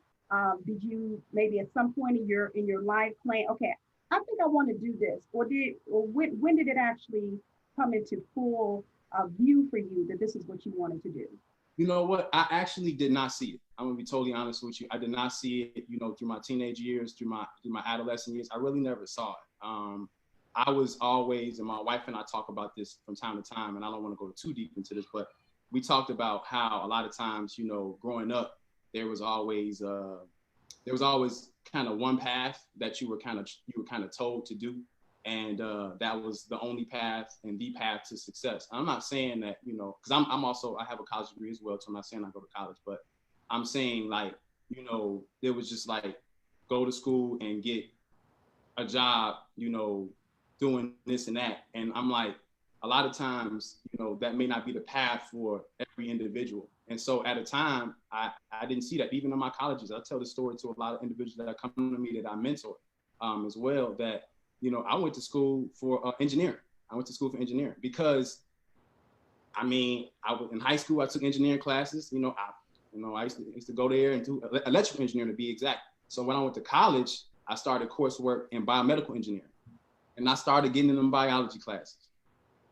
And I started seeing that, you know, that I want to still have higher education, but I can tell that just wasn't where I needed to be. And then I really got down to the grassroots of why I'm doing this. And I found out I was doing it because it was for, I'm sorry, that might be Amazon. Because my sister has stuff delivered every day. This is every day, y'all. But anyway, we'll deal with that later. But it was always just this one path. So I kind of found out after hitting my head, and believe me, I hit my head a lot of times, really trying to progress and really trying to find out exactly where do you want me to be? Where do you want me to go? What do you want me to do? And after I set forth and got my associate's degree from there, then I started to kind of see that God was opening up some doors for me to kind of do some other things outside of what the typical lane was. And, you know, I want to say and encourage anybody, like, do what God wants you to do. You know, don't do what people tell you to do, or do what God, have that relationship with him, that communion with him, so he can lead and guide and he can direct you, you know, at any stage of your life. I'm telling you right now, it is so important that you do that. So I hope I answered your question, Annette, but yes, I did not know that early. I did not know that until late, when I really started to determine that God had placed some gifts inside of me that I needed to pour into some other people as well. Well, wonderful. That's always good to know. And you know what, sometimes we may have a lifelong dream of something, and then other times it kind of comes, you know, as we mature and learn. Take us into a lesson. Yeah, of course. With some of your students. Do you have a large amount of students? And I know it's different now because of the pandemic, but do you have how many students would you take on at a time? Right now, I'm up to about 30 and growing. And this is by myself. And this is across all ages, all demographics, all genders. So I have young ladies, I have adult ladies, I have adult males that are old enough to be my granddaddy, that are studying with me. I have younger students that, I mean, are amazing. They are 10 times better than I was when I was their age, 5, 6, 7 years old, that I'm mentoring and I'm cultivating and making sure that they get the tools and essentials that they need to be not just great drummers, but great musicians as well. So I mean, and then just the crazy thing that I know that has really assured me and really kind of put a stamp on what I was doing when God is blessed. And, you know, if you want to check my facts, you can go on my social media platforms. When God blessed me to acquire international students, like I have students that are from Hungary, I have students that from Vietnam that they study with me, and I'm like, you know, pouring into them, and then it's just amazing how God works. That's why you gotta stay in your lane. You gotta channel in, you gotta dig into the path that God has for you, because those are where your blessings start to manifest. And you know, even her, I would have private conversations with my wife, and I'm pretty sure she don't mind me telling her. I would come home and just be like, these people want to study with me. Like, I mean, you know, and so that's the thing that keeps me driving. And I know that this thing that was birthed in my heart in 2011 and is coming to manifest right now, so much to the point where I also have educators that will be starting with me in the around August, that we're expanding our services. So now we're going to really, I don't want to dig too deep, but we're going to be expanding and really catering towards the multi-percussionists. So if you want to learn how to play vibraphone, if you want to learn how to play xylophone, if you want to learn how to play glockenspiel, if you want to learn how to play the marimba, I'm going to have instructors for that. If you want to learn how to play timpani, I'm going to have instructors for that as well too, as well as drum set, you know. So I'll have individuals and instructors that will be able to channel in on what you want to learn. If you want to learn drum set and timpani at the same time, if you want to learn world percussion, congas, bongos, the cajon, if you want to learn how to play the djembe, like I have a world percussion program that's also in place as well too. We do virtual lessons right now with the pandemic. Everything is e-lessons. I prefer to have one-on-one engagement, but my point is, it's like, just stay in your lane and God will provide the provision, you know, and he'll provide the guidance that you need as well too. So, but yeah, that's pretty much a substance filled answer. But I just want to let people know that, you know, once you operate in the gift, in the lane that God has for you, it's just amazing things that'll happen. I love it. I love it. You guys are, I'm learning a whole lot from y'all today. My goodness. I know I'm doing all that. Hop back over here to Facebook Live real quick, making sure. I see Lori Reed is on. Thanks for watching. Brandy says, now instead of dedicating all those hours and energy to someone else's gig, he can now dedicate it to his wife, his craft, his business, and whatever else God has for them. What a blessing. And I believe she was referencing when you talked earlier about, you know, running and doing how, you know, working hard, working all those long hours and everything that you mentioned earlier. Jeff Lloyd is on, Adele DeVos, Sharon Williams, Nancy Brody, Shelly Edwards, Stella, Aaliyah, Karen McGee, thanks for watching, and Starla. I hope I'm reading those names right. I should have had my glasses on. But I do thank you guys for joining in, hopping in, and listening to us on today. If you're just not joining us, we are talking with this dynamic power duo of a couple, Mathais and DeAnna Adams. I'm definitely going to go over my 2 o'clock if you give me a little bit more time, because I have some more questions for you guys on today. But this is tremendous, because I amended my ministry spouses segment to not just talk to one spouse. I'm talking to both this power couple. And again, they are the youth pastors at New Life Restoration Ministries, but they are doing an awesome job inside the church and outside the church. I mean, and there's so many things too, but before I get to that, let's talk about South City Collective. Yeah. Any of your band members on, I got it right that time. Right. But talk to us about that, because I think you said Gifted Hands came first, right? Yes. Now South City. How long has this been established? What is it about? Talk to us. Yes, I established the South City Collective in November of 2016, and what it was at that particular time, because outside of the South City Collective, before I started, I performed a lot with a lot of other artists as well too, you know, touring and spot dates and things like that, you know, playing, you know, different genres of music and stuff. So, but I wanted to have something, once again, that was my own. I wanted to have something that was my own, kind of control my own narrative in regards to, because, you know, I didn't want to, it's just a lot of stuff I wanted to just control, you know, the places that I play and just the people that I connect with and stuff like that. And just because you're a musician don't mean you have to sacrifice your spirituality, the salvation that is birthed inside of you. So yeah, I wanted to control my own narrative. That was really where it was at. And actually, the South City Collective got started on accident. There was an event that because everybody calls me for bands. I mean, I get so many calls for put together a band and can you do this? Can you, and so I got a call to do an event in November at the Connection in Hyde Park, Bronzeville area. And my go-to squad, my cousins, nobody was available. And so I had kind of put together just a bunch of musicians and singers that I had been recently performing with at that particular time. And I just kind of put everybody together, just, hey, you're available. And everybody said yes. They gave me the green light. Long story short, we did the event. It was a private birthday party. And we destroyed the place, and with no rehearsals. And before me having this vision to start the team, I was already starting. I was like, I want to do my own thing. I want to have my own team. I want to have my own alliance, or own people that I can really be able to lead and guide and be able to help us, be able to just kind of do different things more on the corporate side. And we can get into that later. And when this team was established, this is where it all started. Then we had our first official live show. That was in February of 2017. We launched it, and then we've been going ever since. I mean, we've done stuff for the NAACP. We've done stuff for the Proviso Township Rotary Club. We've also done stuff for the Matson School Districts. We've done stuff for the City of Olympia Fields.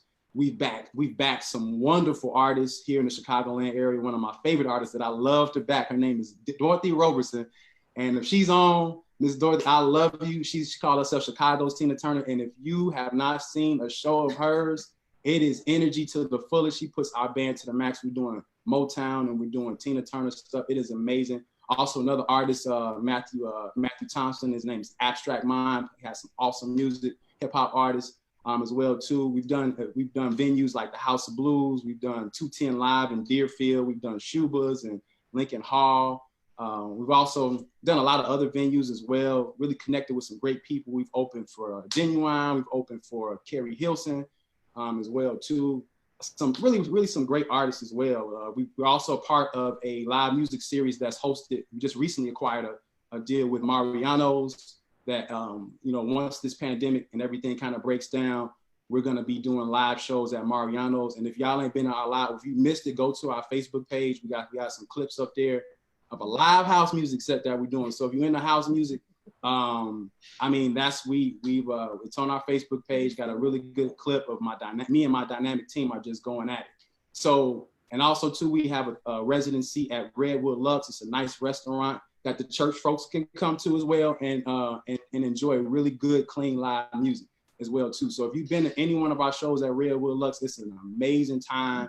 You can come in there, you can bring your family, you can bring your friends, have a good, clean time and enjoy some great live music. So that's every third Saturday as well too. And so, yeah, we've done a lot of great things. We've been really blessed to do a lot of private events in a lot of high-end hotels and, really be able to connect with a lot of people, a lot of weddings and things like that. So, and just to encourage all the musicians that are out there and singers that are out there, there are still people that are looking to book. My band right now, we're still getting, I have a team of people and I got to also acknowledge one of my partners, Shannon Harris. She also, we collaboratively put things together for booking and handling all the business and things like that. But it's like people are still booking services. People are still want to book for later on this year. You still got weddings and things like that that are going on, and people want to set up and they'll pay your price. But you got to give them quality. So, but yeah, that's kind of in a nutshell. And if you want to, of course, experience more of the South City Collective, I mean, we're on Instagram, we're on Facebook, we're on YouTube. I update that content regularly, sometimes almost 2 to 3 times a day. So if you want to see pictures, if you want to see updated video, go on there. Instagram, South City Collective, Facebook, South City Collective, SCC, and then the same thing on YouTube, South City Collective, SCC. Get a chance to see videos and pictures and things like that. So, but yeah, I didn't want to, like I said, I wanted to kind of wrap everything up because I don't know if you had any more questions in that, but yeah, that was great because I wanted to learn about South City. I mean, I've seen this stuff, but I wanted my listeners to learn about South City. But so you do all genres pretty much of music? Yeah, primarily, of course, we able to cater towards, we do all types of events, like even for pastors. So we're able to do anything from traditional gospel to gospel jazz, to blues, to R&B, to neo soul, to funk, to house, to classic rock, to, we do a lot of different genres, you know, as well too. Reggae, like, I mean, we do a lot of different genres of music to really cater towards our corporate clients. Like, you know, once again, that's really our dynamic right there. Our market niche is really the corporate clients and things like that. So, and we've been blessed to really kind of build some momentum into that field and things like that. And it's been great. It's been a great ride so far, you know, up until this point. So I know this summer, if this epidemic had, you know, if it didn't shut everything down, we were going to be owning the South suburbs, y'all. Y'all won't see us everywhere. So all the festivals, things like that, you know, so, but that remains to be seen. But I'm telling you, just, you know, if you really want to follow a group of individuals, because I can't do this without my team. I got an amazing team, amazing. And my brother's a part of my team as well. I have an awesome team of musicians and singers, and they've been rocking with me for so long, and they believe in what we're doing and believe in my vision. And I love you guys. If you guys are watching, and ladies, if you guys are watching, you know, I appreciate you all, and I can't do it. I can't do it without you all. So, and then I forgot to mention as well, Joe Soto from V103 is a huge fan of the South City Collective. He made an unsolicited shout out a few times on his afternoon radio show. We had an opportunity to do an event with him, and he just fell in love with our band. And he's a huge advocate of what we do. So just, you know, it's just all about building relationships and all about just treating people right and putting out quality music as well too. And just, you know, just kind of being different, operating in your own lane. You know, I have a bunch of individuals right now that are part of my team, part of my SEC team, that everybody is just, we into operating in our own lane, and I love it. I love individuals that have individuality in their movement, and they're not governed by what other people think or what other people may feel. It's just kind of like, okay, this is the path that we have in this manifesting. So, right. I love it. Well, you know, music is universal language. Universal language. So that people rely on it, you know, so much, whether it's for events or what have you. Yes. Before I came on today, you know, I'm like getting ready and getting everything set up, and I'm listening to music. That's just, you know, that kind of like calms me, you know. It does. If you will. But I love it. I love the concept.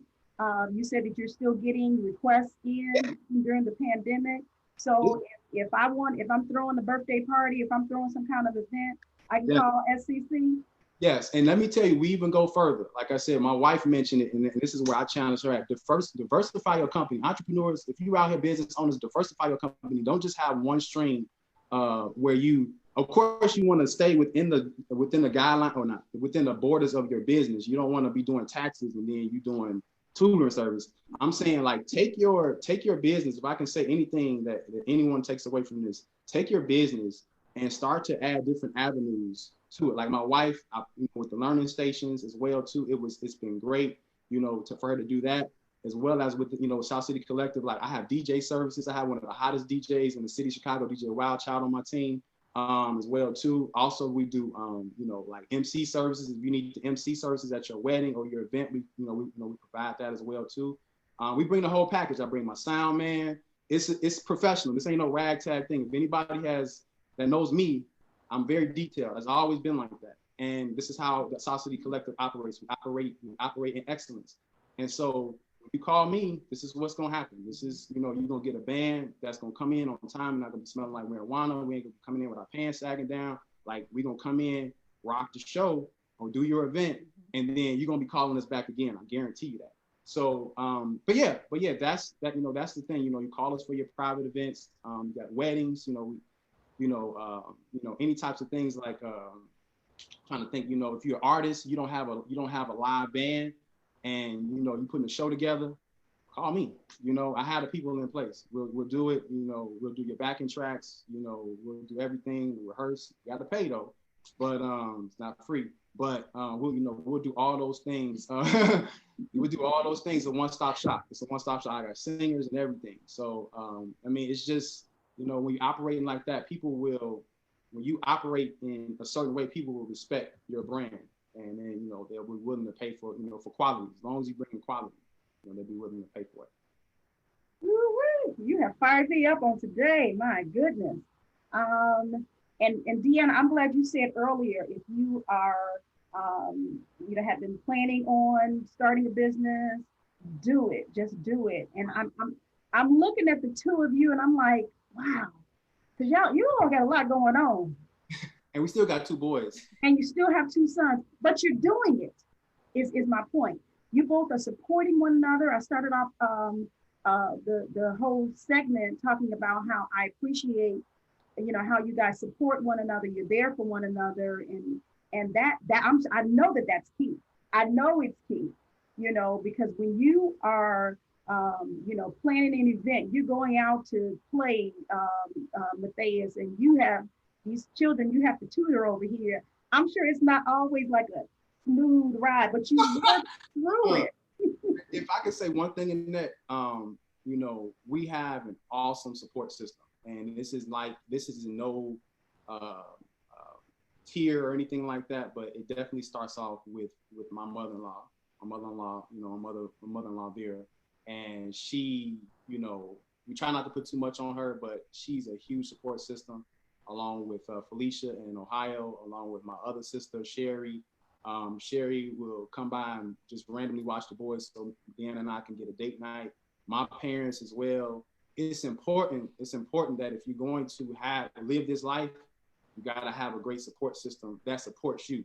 And then those people, you don't want to take advantage of them. It's nothing like a thank you. It's nothing like, hey, mom, dad, after church, y'all want to go out to eat and we'll treat, or whatever. Just like you want to have, like, we cannot do it. We cannot pursue our dreams unless if those people had not been around.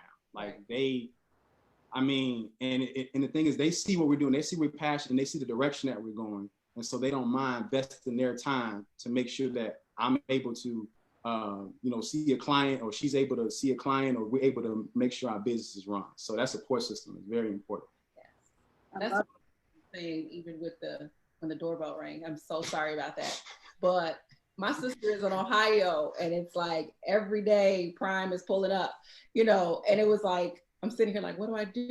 And it's like all these boxes outside. So I'm trying to like be quiet, but it's like, that support, if we're on the phone and she hears like, oh, it's like, oh, I put in the order, so it's like, because she knows we're not just sitting here. Right. He's doing his lessons. I'm tutoring virtually, I gotta still teach the kids. So it's like, he has Tyson, I have CJ, right.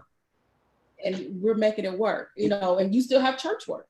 So you still have a church work to do. Yes. So but you do it because you love it, but it's a journey. I think the biggest thing, and what I kind of pulled away from what my wife just said, is just like, yeah, we have all these things, but we're constantly tweaking our structure. We're constantly tweaking our infrastructure. Like my wife and I, we live and die by the shared calendar on our iPhones. So anything we have going on, whether it be webinars, whether it be a Zoom conference, whether it be a meeting with a client or whatever, we live and die by that. So if anybody, stay with that, and then have weekly touch point meetings. Just not about business, but kind of check in with each other, throughout the week and say, babe, you good? Just have those times where it's just about y'all, and it ain't about, gifted hands. It's not about anointed minds. It's not about the South City Collective. And, believe me, we don't have the perfect system. I can just say what really works for us. We're constantly tweaking it. But I'm telling you, it's very important that you perform a regimen, and especially now at this time with this pandemic, you can kind of get up whenever you want to. But right now, you have to keep those same processes in place, getting up at the same time and making sure that you still, get into the flow of your day, because it's very easy for especially business owners and entrepreneurs to kind of get lax at this time. But this is the time to really kick in a high gear, have processes and systems in place that are very similar to what you would do in a corporate setting that you do for your business, as well. So, but yeah, that's very important. Those are some of the things that we do. You have to over communicate. You have to, you got to do those things, even when it comes down to the marriage side of this, because this is my wife. So outside of church and outside of the other things, I still have to make sure that I'm constantly, pouring into my marriage and telling my wife that she looks nice, because she does look nice right now. stuff like that. So she does look nice. And so I'm just saying, you got to be able to tell, you know, have those moments with your wife as well too, and your spouse. I'm saying in general, from even from your wife to your, you know, wives to your husbands, like celebrate them. They working hard, you know, they're trying to provide. You know, a lot of times we may not feel up to it every single day, but encourage your spouses, really push them, really let them know you appreciate them, even when they may feel down. Let them know that you appreciate them, you know, as well. So those are some of the things that allow us to have the balance. That's the initial question. I'm just trying to make sure we come back around to that. Those things and all that stuff I mentioned, that's the stuff that at least works for us, you know, to provide that you know, that balance. Beautiful. And you have to do what's best for the Adams. That's Right. what you have to do. Well, regardless of, you know, the people next door to you or whoever else, you have to do what's best for you. And from the looks of it, you got it going. Y'all got it going on. And how would you encourage, as we're ending on today? I'm seeing comments. I'm sorry. You're only as strong as your infrastructure. I like that. Brandy says that. And then Gwen says it takes a village when you were mentioning about your, you know, your support system. Which is so, it's so important, so key. Ari Cooley, I see you on. Thanks for watching. Appreciate you. They're loving this interview. I think this says Gwenda, Beverly Ann, Jamel Fox, Marvin Warren. I'm trying to call y'all names that I didn't call. Iana Baker. But yeah, you guys, I appreciate, David Short is on. I'm just now seeing, sorry. But we appreciate you guys for joining us on today and listening to this awesome couple. Oh my God. I almost don't want to let them go, but you know, I know they have a life. Then you just hear everything they just ran down to. So they have a life, but you guys have been tremendous. I will ask this last question as we're exiting. Where do you both see yourselves, your company in the next 10 years? I know for AMEC, basically workshops for parents, because at the end of the day, we want to cater to the whole student, not just educationally. So we want to, after school programs, mentorship, like I said, workshops for parents. I don't want to be in a box with teaching. So not saying that, don't go say I'm about to quit, no. But I'm saying like consulting, you know, helping put different programs in place at whether it's your daycare center. So making those connections with other companies, as well as having AMEC across the world. I mean, I don't want to just see AMEC in Olympia Fields. So I want to see it all over, and that's what I'm looking to do. Like I said, not just service, but products, consulting, whatever you're looking for educationally, we're here. And if you need that spiritual, you know, help too, we're here. Love it. Mathais? Great. If I can say one quick thing, that she hit on something that we were talking about the other day. She mentioned something about her business, and I was like, in short, I said, babe, you got to think. You can't put this in a box. You know, you can't just think, okay, I'm gonna serve the South suburbs of Chicago. No, you got to think that and more. So he's trying to say he gave that to me. I'm not saying that. I'm just saying. I'm just saying. You know, first of all, okay. Let me get back to your question, Annette. So. Sorry, guys. So what's going on for me? I want to be in a prime position where I'm pushing her.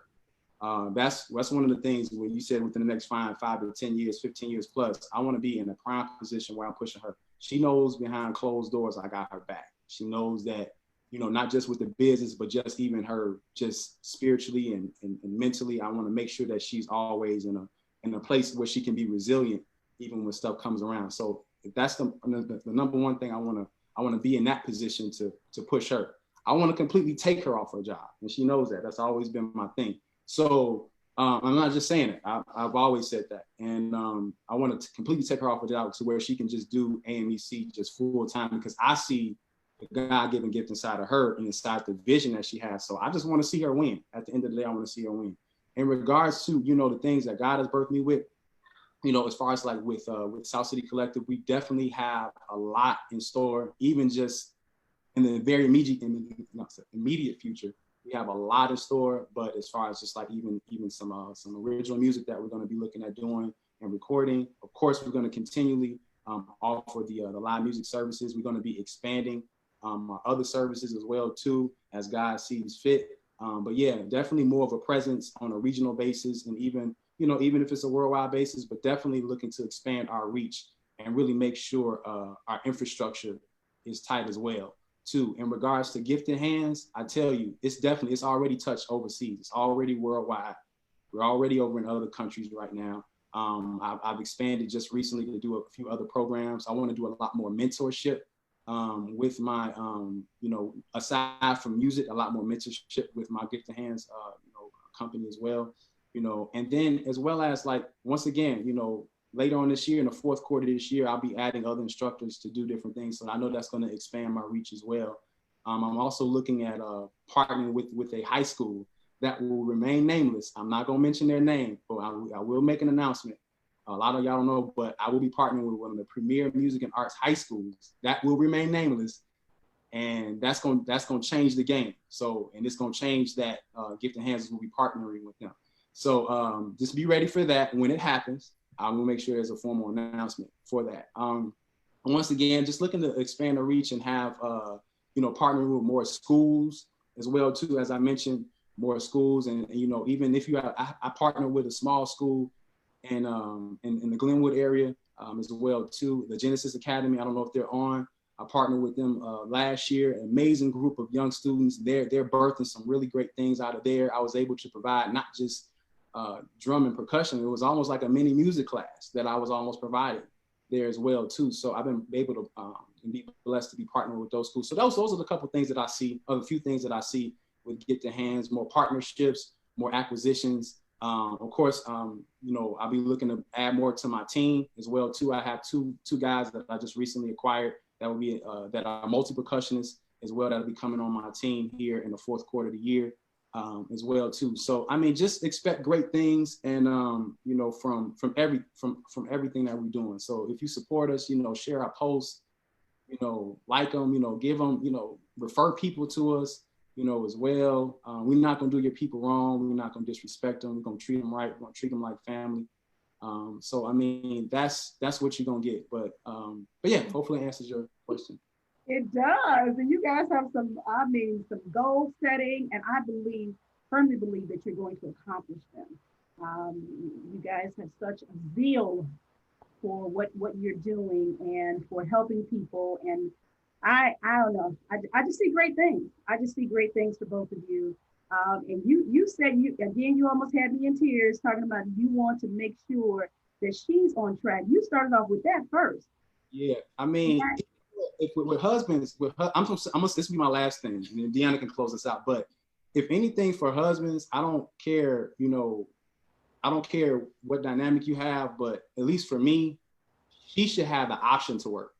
She shouldn't really have to work. So you always want to set yourself up as the leader of the house to make sure if she wants to work, cool. I'm not controlling her, but just making sure that, hey, if she want to work, she wants to, but if not, you got to get out there and get that bag. So that's the thing, like with her, and now that God has birthed this vision inside her for years. Why wouldn't I want to see her run that? Because that's what's going to make her happy. And then how the saying goes, happy wife, happy life. So I'm able to make sure she's operating in her gift and in her vision. It's going to allow her to be happy and be able to flourish. Then I'm good. I'm good. That's the number one thing. So I mean, it's just that, you got to make sure that that she's good first. That's just plain and simple. That's just plain and simple. I love it.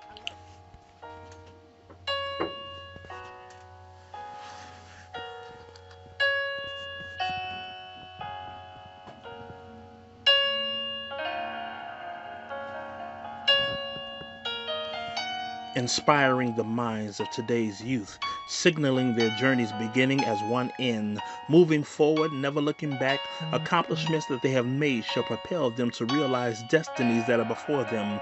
It was you who motivated them to remember to strive and always be their best. As you empower them, anointing their mind through educational consulting, they will cling to the lessons that you have deposited in them, propelling them into entrepreneurship, applying their gifted hands collectively. Now they are pointed in a new direction. New challenges are being prepared so that they may be conquered by them, and so they shall go and succeed. Let knowledge be their motivating force, be all that they can be, and nothing shall be impossible for them, because they have a dream that must come to pass. They shall travel into new adventures, aim high, reach towards the sky, because they are already becoming what they are destined to be.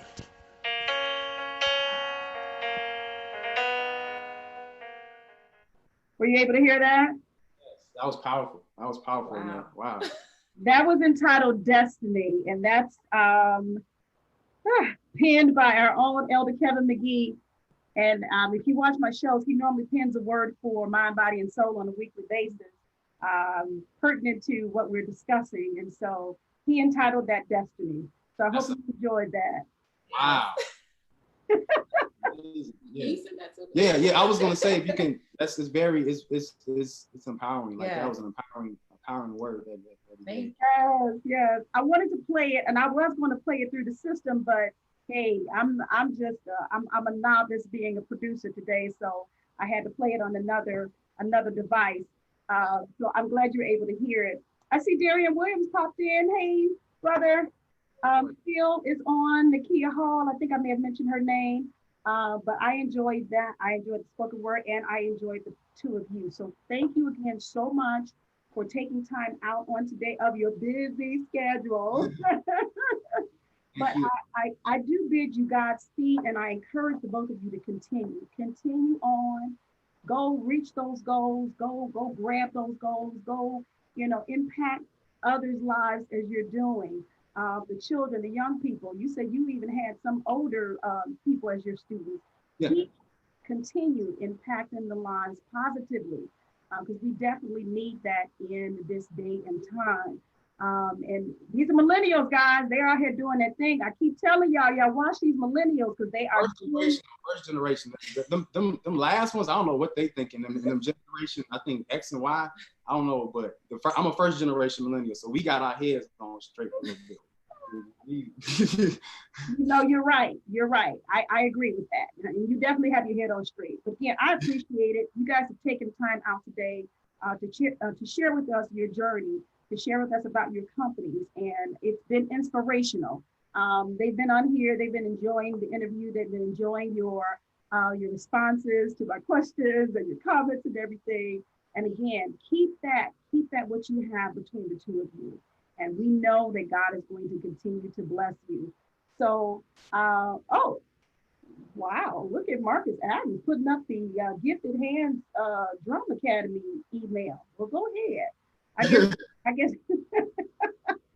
So yeah, so if either of you get a chance, go ahead and put your information in the comment section when you do, so they contact you. I know a little bit back I shared DeAnna's. I try to share your posts when you're out doing everything, so that people can know what you're doing. And especially now, education, that's so important. The music is still important as well. Contact them, guys. I'm sure your children can need some tutoring, some consulting. You probably want to learn how to play the drums or all those other instruments he talked about that he's bringing into focus. So this is definitely something you don't want to miss out on. But Annette appreciates you, and thanks for coming to Get Called Annette on today and telling us your story. Do you want to say anything before we leave? Well, I can speak for the both. I'm trying to make this quick because I know we time. But Annette, we love you. I want to speak for DeAnna and I. We love you. We appreciate everything you've done, not just today, but just over the course of our lives as well too. I'm pretty sure there's some humiliating stories you probably have babysitting me, you and Gwen and Demetria as well. But we won't talk about that. But I love you. I thank God for the Spirit of God that operates through you. And I just appreciate you. You've always been just a ray of light my whole life. Just, you know, always been beautiful. I'm telling you, my cousin always been beautiful. I ain't never seen a day where she's been off. But it's just, you know, she has the beauty, and she has an awesome spirit as well too. So I just want to tell you, I love you. We both love you. We appreciate you. We appreciate you for this opportunity and your support. We, you know, support. We talk about that all the time. Your name definitely comes up in our conversations as far as just like support, sharing posts, and just sending encouraging text messages and things like that. You know, how you encouraged me when I came back to Abound in Life last year, and just was like really, you know, to speak, and you really were just behind. I felt your support, and we appreciate you for just these opportunities, and hopefully this is not the last time. And I'm gonna put this on record because I didn't mention this, but Gift in Hands, we're doing Gift in Hands conversations, like kind of like a little webcast or podcast series. I want you to be a guest, so I'm putting this out there so the world can see, so you can't say no to my invitation. Okay. I accept. You guys heard me. I accept. Spotlight's gonna be on you now. Spotlight's gonna be on you. So I love you, cuz we love you. We appreciate you. I can speak for the boys as well too. They playing games, but we love you. We love you, and we appreciate you so much. Thank you so much. I'm very grateful to you. Well, I appreciate the both of you and what you're doing. So that's why I want to continue it. I want to continue. And I wanted you to get whatever kind of exposure I could give you on my show and on this platform. So thank you. I will say, you know, I got to throw a dig in here because it took about a year for me to get them on my show, but they're here. Last year I reached out to DeAnna and she all but told me no. And so, you know, I just had to pray about it. I had to go somewhere and cry and just pray, and I'm just kidding.